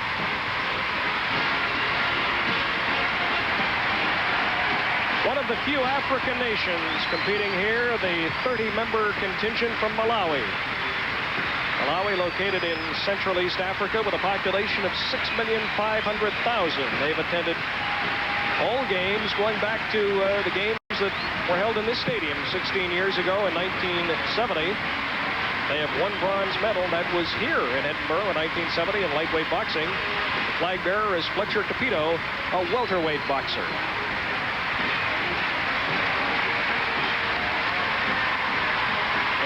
Just a reminder, I'll be covering boxing during these games. Our coverage begins tomorrow night as Maldives comes in. It begins tomorrow night at 7 local time, with the exception of the Maritimes and Newfoundland, where it starts at 8 o'clock and 8:30. Maldives has just 5 athletes, and they're all in badminton. The flag bearer is Mohamed Vajia, captain of the badminton team, and he is 34 years old. Population is just 163,000. If you're wondering where Maldives is located, just off the southern tip of the Indian subcontinent in the Indian Ocean.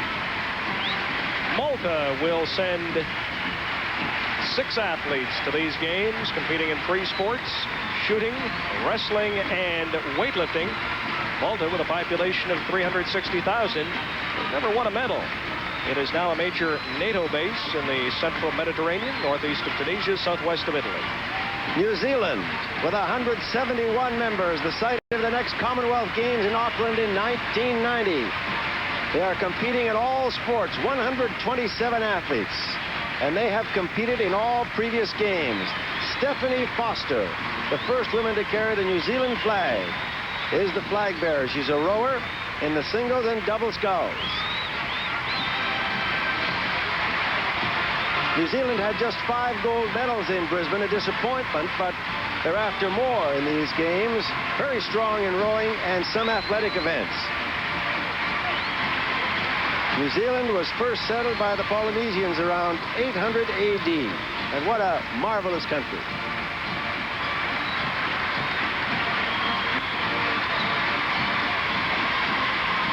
In 1974, Christchurch hosted those games. We were there. What a beautiful place to live.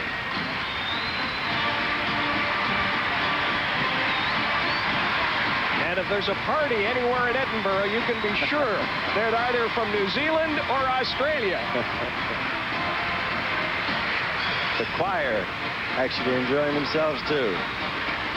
Competing for the first time in the Commonwealth Games, the Norfolk Islands. It's actually an Australian dependency located north of New Zealand in the South Pacific, competing only in shooting. 4 competitors, a population of 2,175.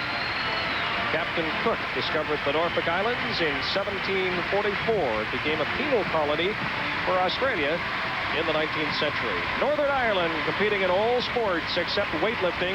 A good team, 80 strong, 45 medals over the years for Northern Ireland. 3 silver and 3 bronze in 1982, 12 gold over the years, 6 in track and field, 5 in boxing, 1 in bowls. They will be strong here in boxing this year. They have competed in all games except the games held in 1950 in Auckland, New Zealand. The flag bearer, Bill Thompson, competing on the badminton team, the 3rd time he has represented Northern Ireland in the Commonwealth Games, as the Northern Ireland team pays its respects to His Royal Highness, the Duke of Edinburgh.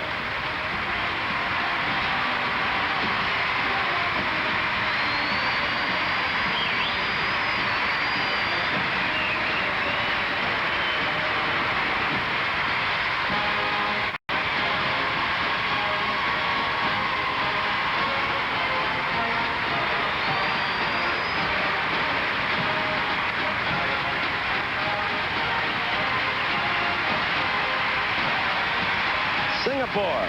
Their past games in 50, 58, and 82. 7 athletes competing as the Duke of Edinburgh looks on. They'll be competing in swimming, weightlifting, and boxing. They have just 8 members actually competing. They're located in Southeast Asia on the southern tip of the Malaysian peninsula. They had a bronze in 82 in weightlifting. They're very proud of that. And the flag bearer is Peng Seong Ang, 24 years old.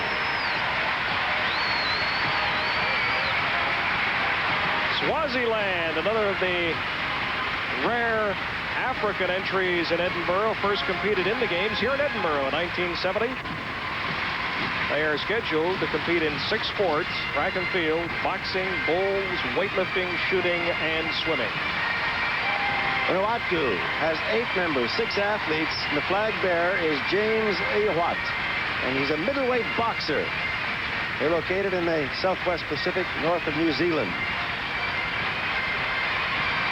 Wales have attended all games since the inception in 1930. They're 7th in the all-time medals with 83. And they hosted the games in Cardiff in 1958. Population of Wales is close to 3 million. Politically united with England since 1536. The flag bearer is Vanessa Head in athletics, 8-time Welsh champion in discus and shot put. And by the way, this is Vanessa's 3rd Commonwealth Games. Over the years, Wales with that total of 16 gold, the gold medals coming in track and field, boxing, shooting, swimming, and weightlifting. You're watching the opening ceremonies to the 13th Commonwealth Games on CBC. From Edinburgh, Scotland, our games activity, games coverage starting tomorrow night at 7 o'clock local time. That is in Quebec, Ontario, Manitoba, Saskatchewan, Alberta, and British Columbia. It will be at 8 o'clock in the Maritimes, 8:30 in Newfoundland. And as the Welsh team comes in, this big crowd begins to come to life, eagerly awaiting the arrival of the host team from Scotland. But first, it's Western Samoa. Located in the Western Pacific with a population of only 159,000. They previously competed in the games in 74, 78, and 82. And the roar you hear in the distance as we look at Western Samoa is for the host team from Scotland.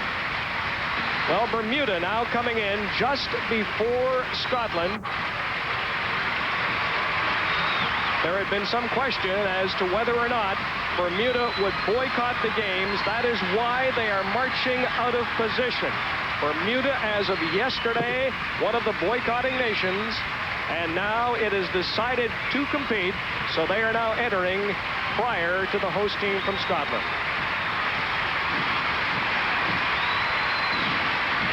The flag bearer is Clarence Saunders, winner of the only medal won by Bermuda in Brisbane, a bronze in the high jump. Now Scotland. 231 members. They've competed in all the games since the inception, competing in all sports, 5th in the all-time medals. The flag bearer is Albert Patrick, who is in the 100K class in weightlifting, a wrestler in 78, and a weightlifter and wrestler in 78, and he won a silver then and a bronze in 1982. Ernie, they're 5th in the all-time medal standings with 184. They stand 6th in gold medals won over the past 56 years with 48. And as we said, one of the few international sporting events in which Scotland sends a team representing solely Scotland and not, as in the case of the Olympics, as a member of the British Isles. And they did very well in '82 with 26 medals, 7 gold. A good performance for them. Alan Wells, one of their stars, of course, sprinter. Their total team has 193 athletes, 231 members, and all sports are being competed for.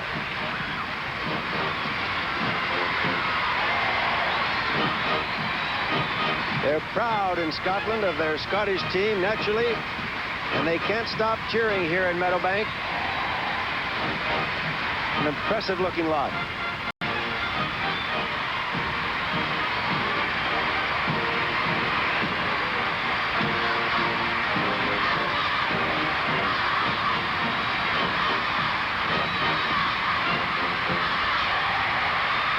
And as the Scottish team enters, it really is the culmination of a series of events that started back in 1978 when the Edinburgh District Council agreed to formally apply for the games. The Brawleys, as they're known, being raised by members of the Commonwealth Games prior. No Brawleys needed here tonight. Heavy rain earlier today, rather cool, as we told you earlier, about 50 degrees Fahrenheit. But the sky's now partly cloudy, and it appears the rain has moved off to the east, out over the North Sea. Also competing for these games were Trinidad and Tobago and Ulster. Edinburgh awarded these games during meetings held at the 1980 Olympics in Moscow.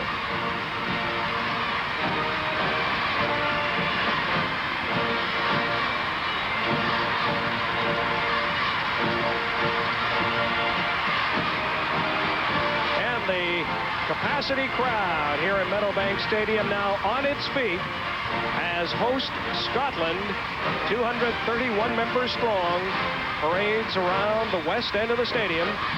They will take up their position on the infield with the 25 other competing nations.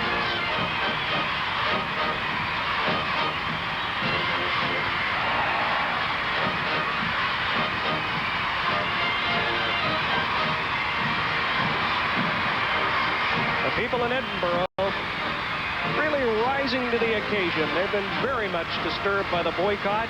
They are the people hurt by this boycott.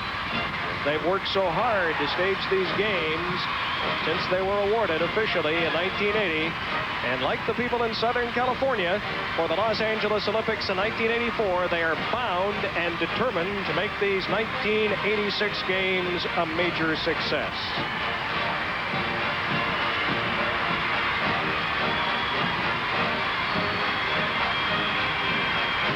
Scotland, a very proud nation. You can see it here today. A proud nation indeed, Ernie. And yes. You really had to feel for the people of this city earlier in the week when the boycott really started to hit full stride, because they had worked for so long and so hard to make these games a success. But Instead of quitting, they said, hang on. They're going to be good, and they're going to be successful. The games will go on, they've said all week, no matter what happens. And we'll give you the Scottish flavor, and they have. They just don't realize what they're missing.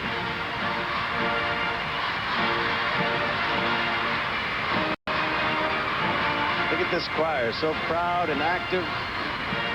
Selected children with wonderful voices. And they're using them. And this capacity crowd now chanting and roaring its approval as the Scottish team moves down the far side, what is the north side of the Meadowbank Stadium. You know, it's interesting. 864 medals will be awarded here in Edinburgh. 280 gold, 280 silver, and 304 bronze. More bronze, we should point out, than gold and silver, because 2 bronze medals are awarded in each of the 12 categories in boxing.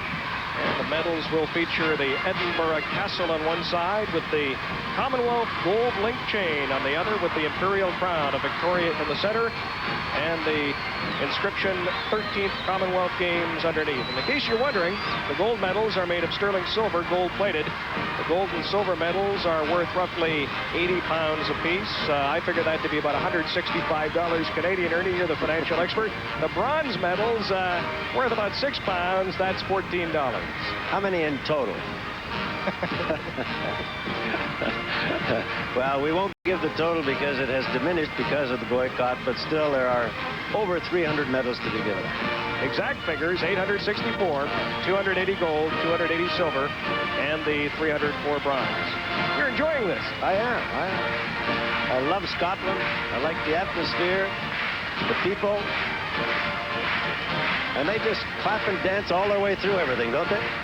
I'll tell you, that wee Scot, Jackie Stewart, was telling me back at the Canadian Grand Prix, he says, if you've never been to Scotland, you will have the time of your life during your stay in Edinburgh. You have to sing until the back of your throat looks like Jackie Stewart's tailpipe. That's what they say. And again, on the subject of Formula One racing, don't forget the German Grand Prix. It's all coming up Sunday, and you will see exclusive coverage on Sports Weekend. Nigel Mansell and Williams very much in control. The Scottish team now moving into position at the east end of the stadium.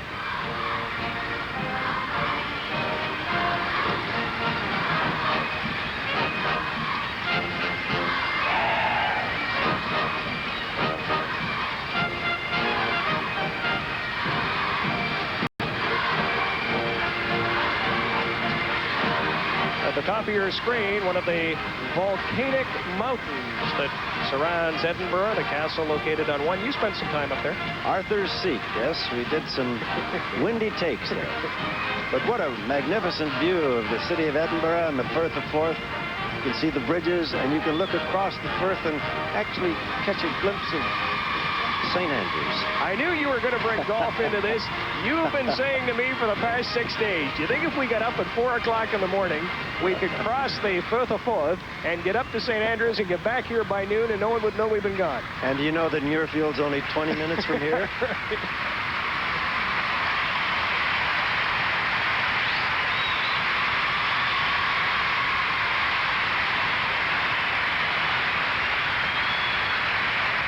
Teams are now in position, and the flag bearers will make the next move.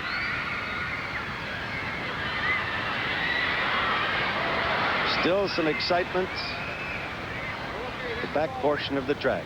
Now the order.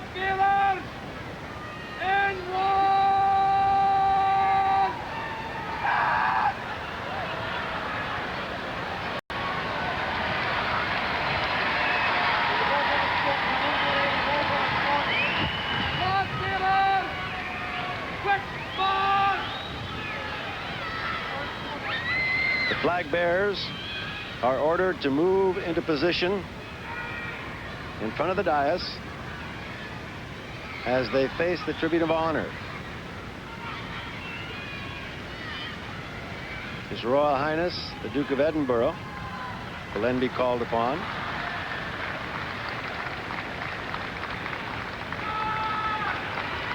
Scottish flag bearer will be in the center of that arc, looking directly to His Royal Highness.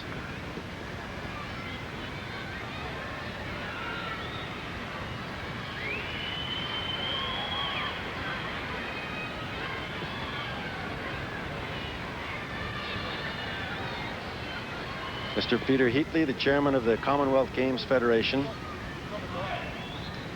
moves to the Tribune of Honor.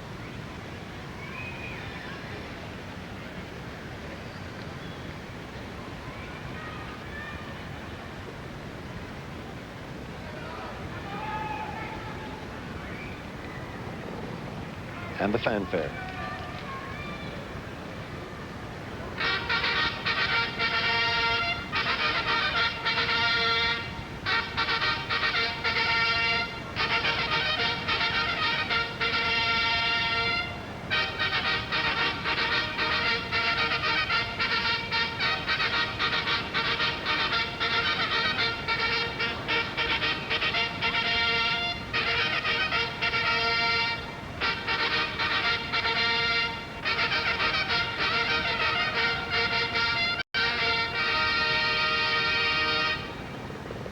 The fanfare signals the arrival of the Queen's message.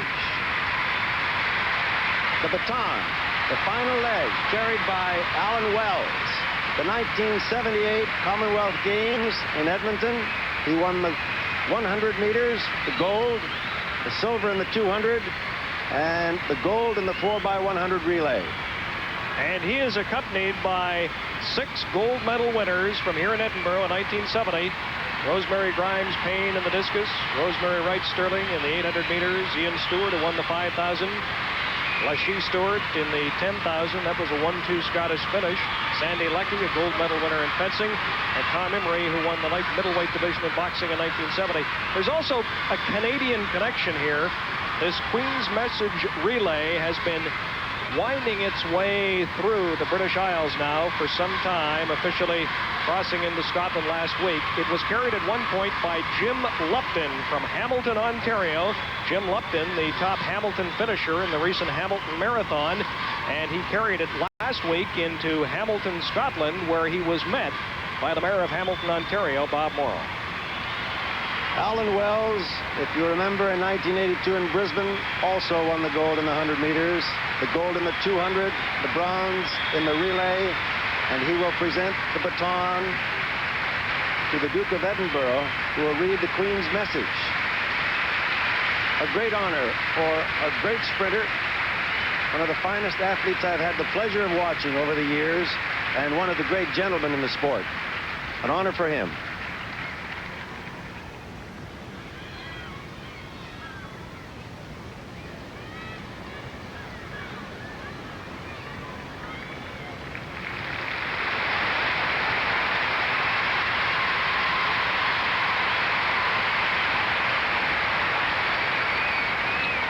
Your Royal Highness, I invite you to read the message from Her Majesty the Queen and to declare open the 13th Commonwealth Games.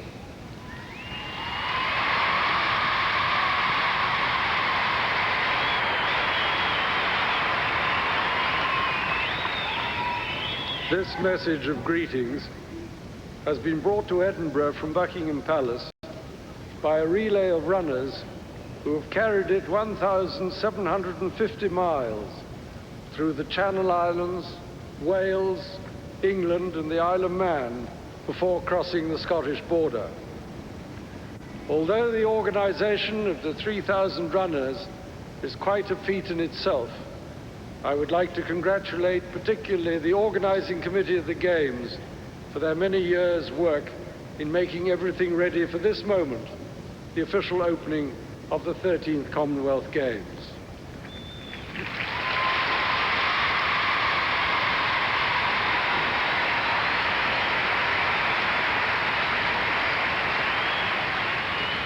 These games have a well-deserved reputation for their friendliness and good sportsmanship.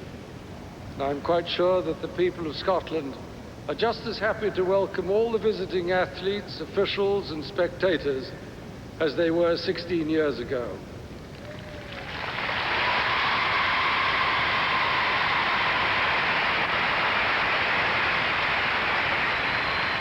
I'm looking forward to joining you in a few days from now for what I know will be a great festival of sport and fellowship. And I now declare the 13th Commonwealth Games open.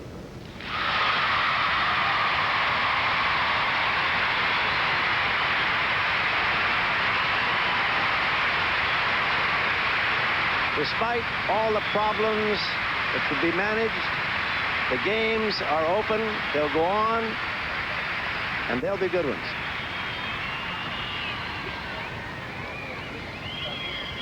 From the opposite corner, 8 sergeants of the 1st Battalion of the Black Watch form the ceremonial flag party.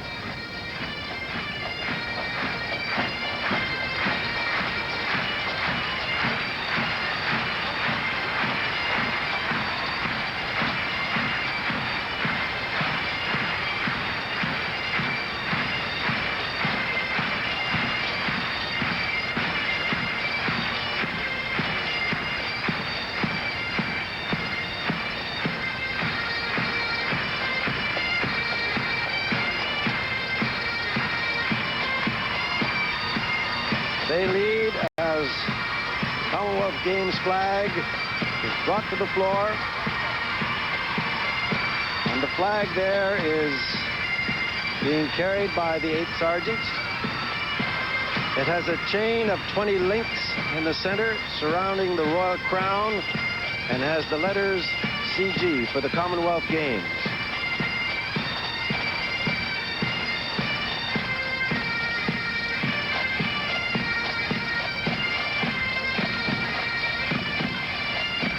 They're approaching dais, and in this instant, you will notice the transfer of the flag. Symbolic only, but in quiet.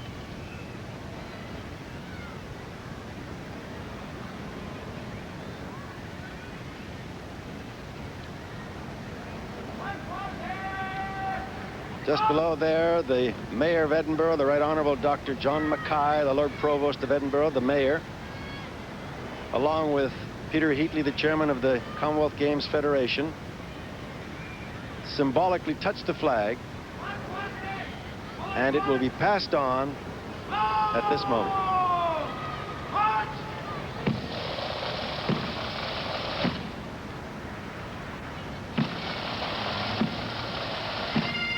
See the 20 links in the chain and the imperial crown of Victoria in the center.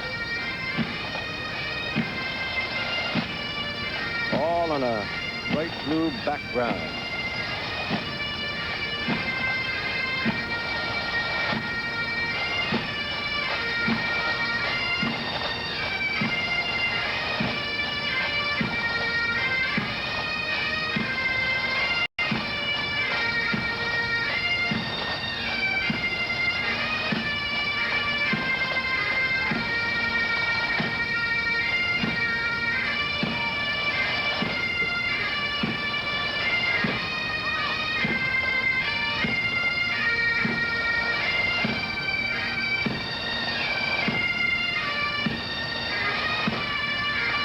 Precision marching, very impressive.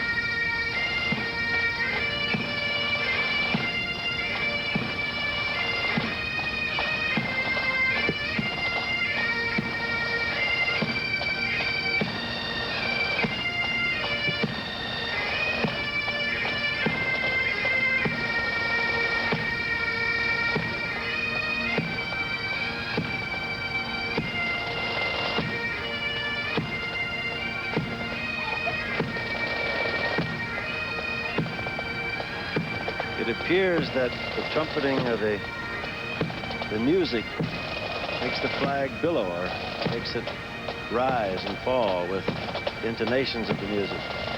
Is that planned? Listen, when it comes to music, you were asking the wrong guy. I've heard you sing, Brian. Do a little country music. I like those fiddles earlier.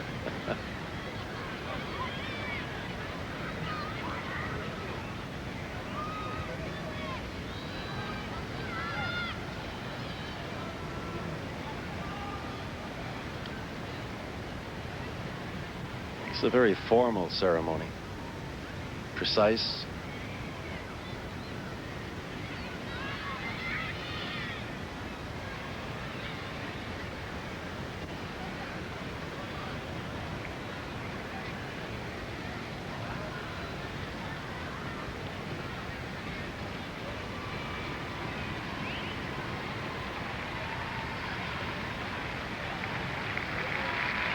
Fully connected. And it rises to the top, where it will stay until the completion of the games.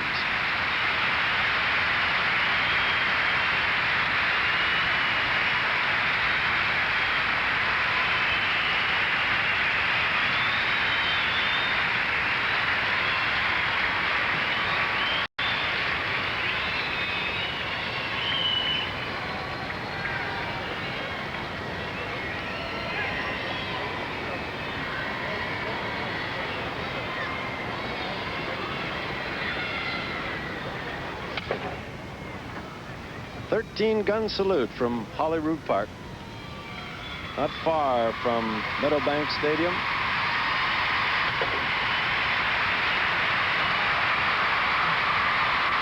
The salute from the 105th Scottish Air Defence Regiment, and at the same time 5,000 balloons are released.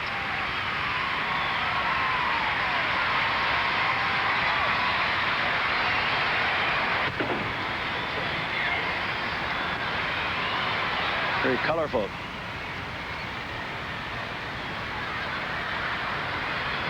The lights are on here at Meadowbank as we are in the early evening. 8:40 here in Scotland, but still quite bright, although the lights are there for an effect on the balloons. And you can see the base of the stadium, huge crowd of over 23,000 in attendance, and His Royal Highness. Really a very colorful and entertaining opening ceremonies, in spite of the fact that 32 nations were missing. And there's been good support here from the local population. 500,000 tickets went on sale for the 10 events. Track and field and swimming already sold out. Track and field will be here at Meadowbank Stadium, covered by Don Whitman and Jeff Gowan. Our Canadian flag flying proudly in the center of the screen. Swimming sold out at the Commonwealth Games pool will be covered by Ted Reynolds and Byron McDonald. Irene McDonald will join Ted for the diving. Boxing held out near the airport. I'll be covering boxing is almost sold out. Ernie Afaganis will cover weightlifting. Scott Oak is here. Terry Leibel's here. Brian Dance. Really a good crew, and I think you're going to enjoy our coverage of these 13th Commonwealth Games, the games running through 1 week from Saturday. Now the game's oath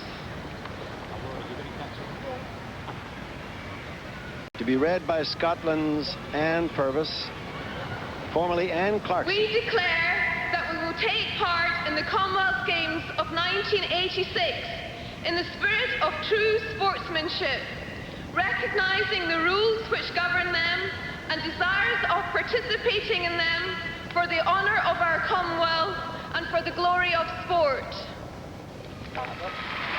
Scotland's Anne Purvis, formerly Anne Clarkson, an 800-meter runner who takes the oath for all the athletes here. She was born in Edinburgh, lives in Bishopbridge, just near Glasgow.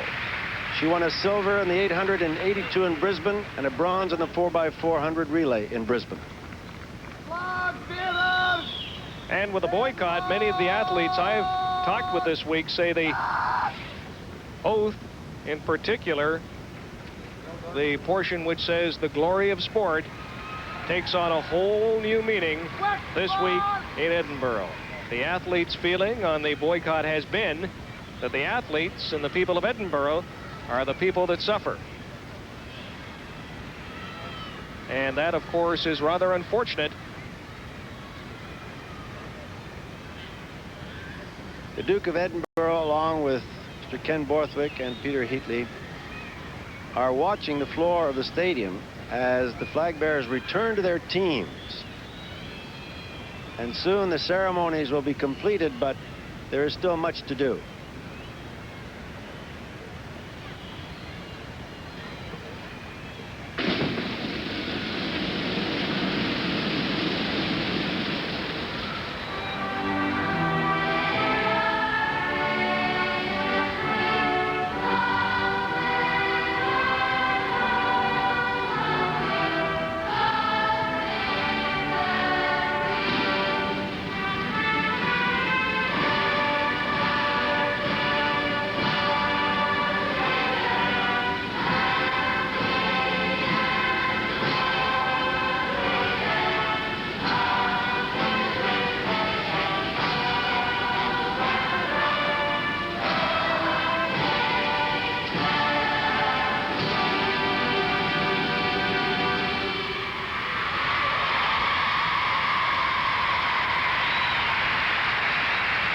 In 1970, His Royal Highness, the Duke of Edinburgh, dubbed these the friendly games, and there is certainly a friendly and enthusiastic atmosphere, not only in this stadium tonight, but over all of Edinburgh, in fact, over this entire country. The official car is on the track, as you can see, to take the Duke of Edinburgh from the scene of the opening ceremonies. He officially opened the ceremonies, as you heard.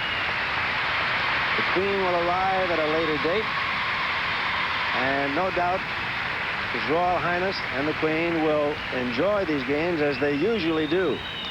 In 1970, the Queen was at the official closing ceremony, and she enjoyed herself immensely, and the Canadian team gave her part of that enjoyment. I believe she arrives on Saturday morning, Ernie. They stay nearby at Holyrood Palace, where we visited earlier this week. In fact, the palace is closed to the public some 5 days prior to the arrival of any member of the royal family. The royal family generally spends about 3 weeks each summer in Edinburgh before heading north for the rest of their summer vacation. And this large, colorful crowd giving a very nice send-off to His Highness, the Duke of Edinburgh. This will be the scene of track and field. As you can see, the coral color of the outside track and the grass infield. Scene of athletics throughout the games. They do not begin tomorrow, but they'll be very active here at Meadowbank. Not too far away, of course, the velodrome and badminton, all in this area. Well, the sounds of the drums and the exploding cannons. And let me tell you, there is one Canadian that will be exploding in this stadium, and that is Scarborough, Ontario's pride and joy, the world's fastest human, Ben Johnson. He just did 9.95 in the Goodwill Games. Can he do it again here? We will certainly find out the names of many of the people responsible for these opening ceremonies now being run as we look up at Edinburgh Castle, which overlooks the city, the beginning of the Royal Mile. Earlier tonight, the 2,500 Scottish school children embarked on their journey from Edinburgh Castle down the Royal Mile past Holyrood Palace here to Meadowbank Stadium. The Royal Mile, the former main street to the old town of Edinburgh. Actually 5 streets, Ernie, so many great historic streets and shops in this city. Walking through the city, you get the feeling that it's been here forever. Thrills, the thrills of history. Someone should write a book about that. We were talking about Ben Johnson, our Canadian team, 395 strong. the largest team ever sent abroad by our country, should do very, very well indeed in these games.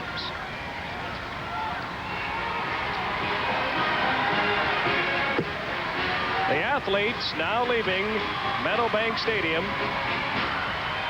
The Australians always having a good time. As I was saying earlier, no matter where you go in this city, if it's a party, you see New Zealand and Australia. Ernie, to the left of your screen comes the Canadian team. Now the umbrellas are out. They had planned earlier tonight, were it raining, they would raise their umbrellas when they came into the stadium. Well, the Canadian umbrellas are up indeed as our Canadian team exits Meadowbank Stadium. And if you can catch Jim Daly, he's in the front there. He's the manager of the Canadian team. And he is wearing the Grant Clan tartan, which is his mother's name. And he doesn't have a tartan of his own. He had to get it from his brother. But he's not wearing the Canadian tartan.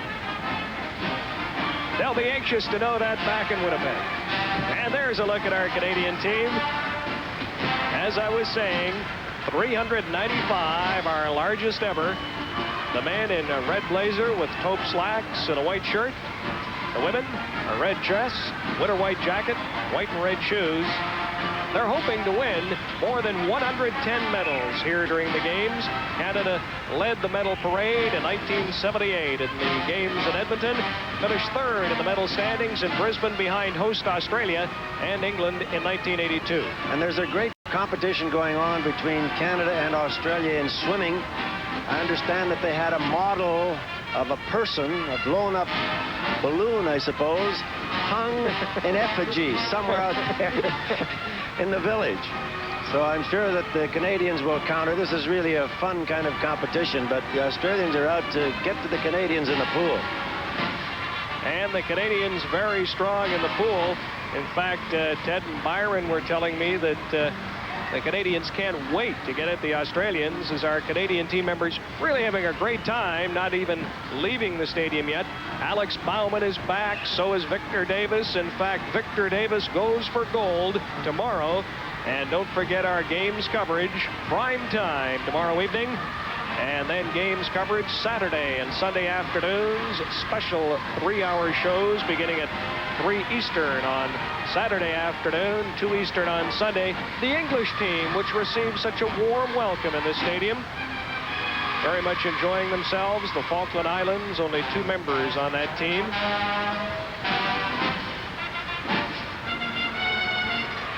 You were talking about swimming, Ernie.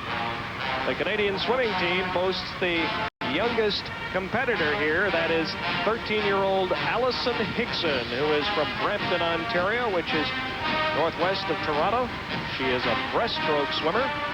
The oldest competitor on the Canadian team is Mrs. Nell Hunter, 71 years of age, from Vancouver. The joint flag carriers from Samoa. They are lawn bowling teammates, and I believe that is the only country that had joint flag bearers here this evening.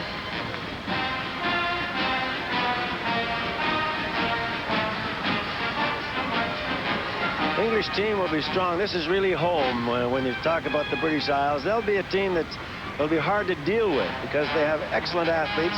They, along with Canada, New Zealand, Australia, they'll be very strong.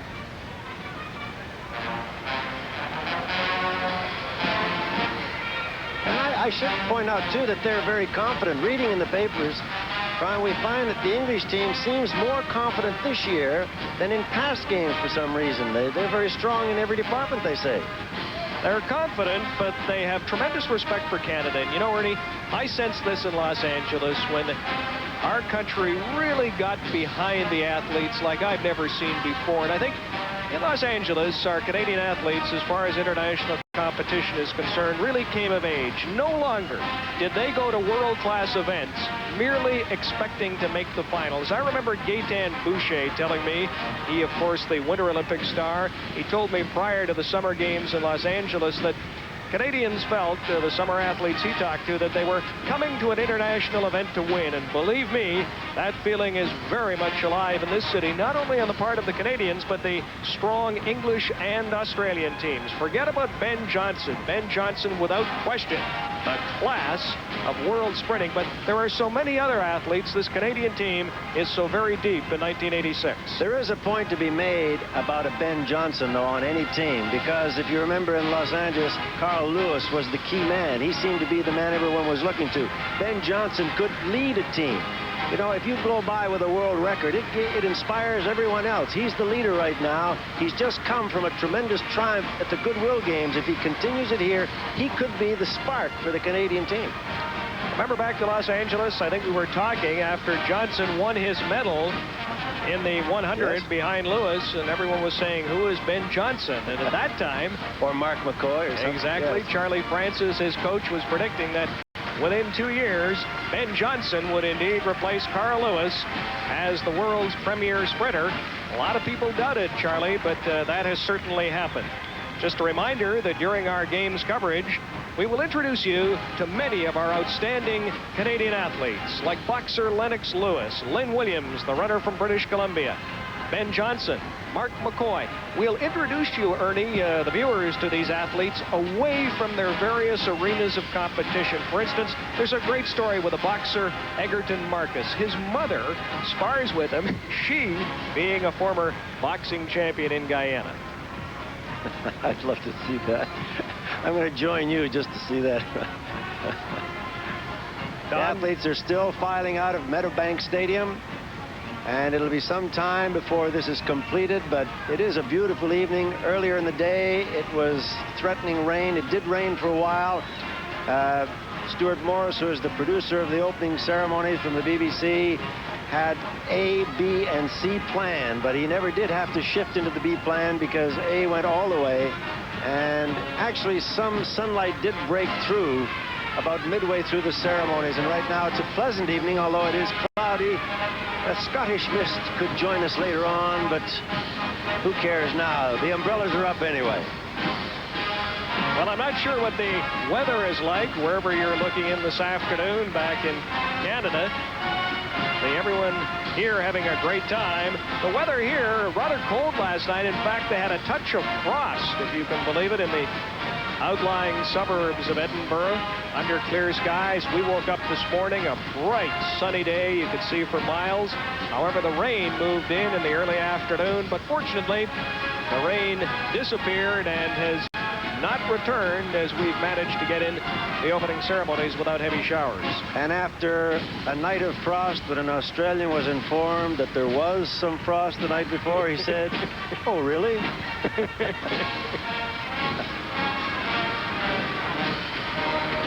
Ah, the Irish. They can break into a song, too, can't they?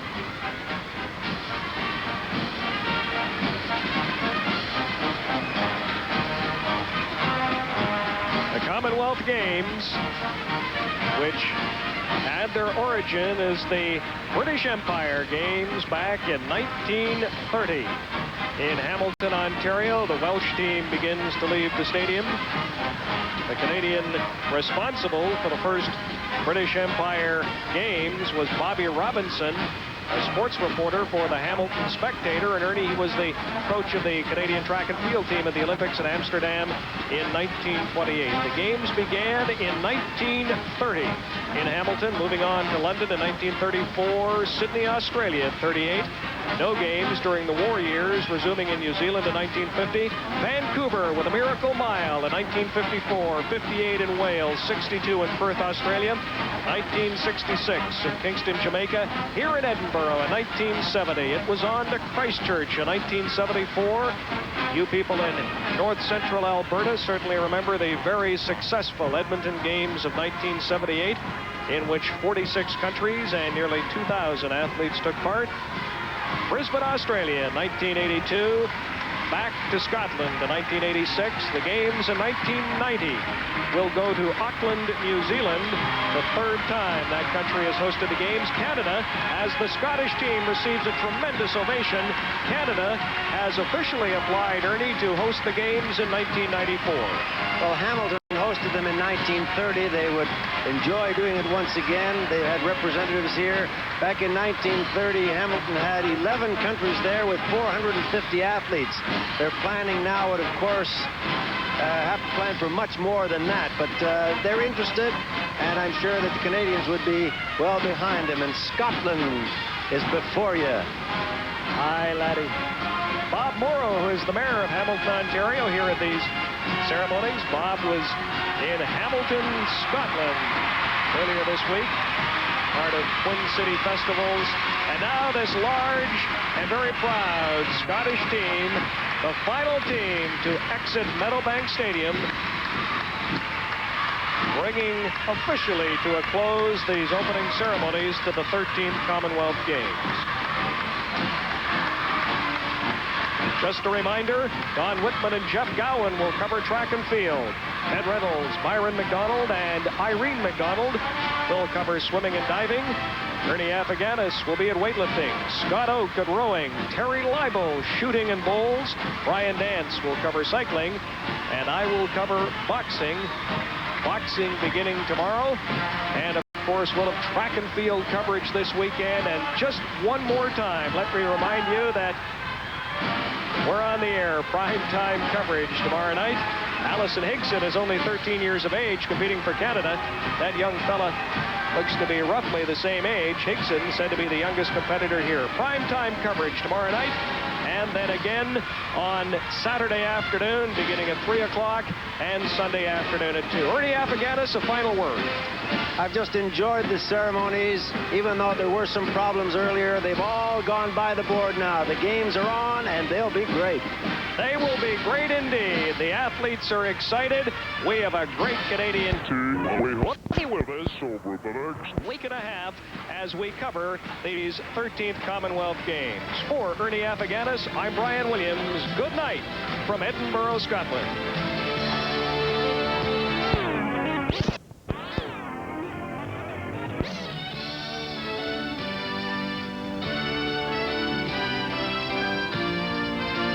The 1986 Commonwealth Games from Edinburgh, Scotland are brought to you by ESSO. Gas that cleans as you drive in all of our pumps. And by Molson. Working together for 200 years. Molson salutes you, Canada. This is CBC Television. It's their biggest sale ever. Duns Taylor's 50th anniversary sale. The biggest sale in Duns history, with up to 50% off the entire inventory, including all suits, jackets, shirts, ties, and accessories. After 50 years in business, Duns is celebrating with fantastic savings on their entire inventory. Don't miss this incredible sale with savings up to 50%. The 50th anniversary sale is on now at Duns Taylor's, 390 West Hastings at Homer, with free parking at Pender and Homer. Music on the move with thousands of cassettes on sale now at Woodward's. Billy Joel, 52nd Street, only $5.99. Or the best of the Beach Boys, Volume 2, $5.99. The very best of Roy Orbison and hundreds of other great artists like the Beatles, Rock and Roll Volume 1 or 2, only $5.99. Choose from thousands of selected titles like Kenny Rogers' 10 Years of Gold, Chicago Greatest Hits, and many others. Now sale priced at Woodward's, only $5.99. Don't miss this gigantic cassette sale on now at Woodward's.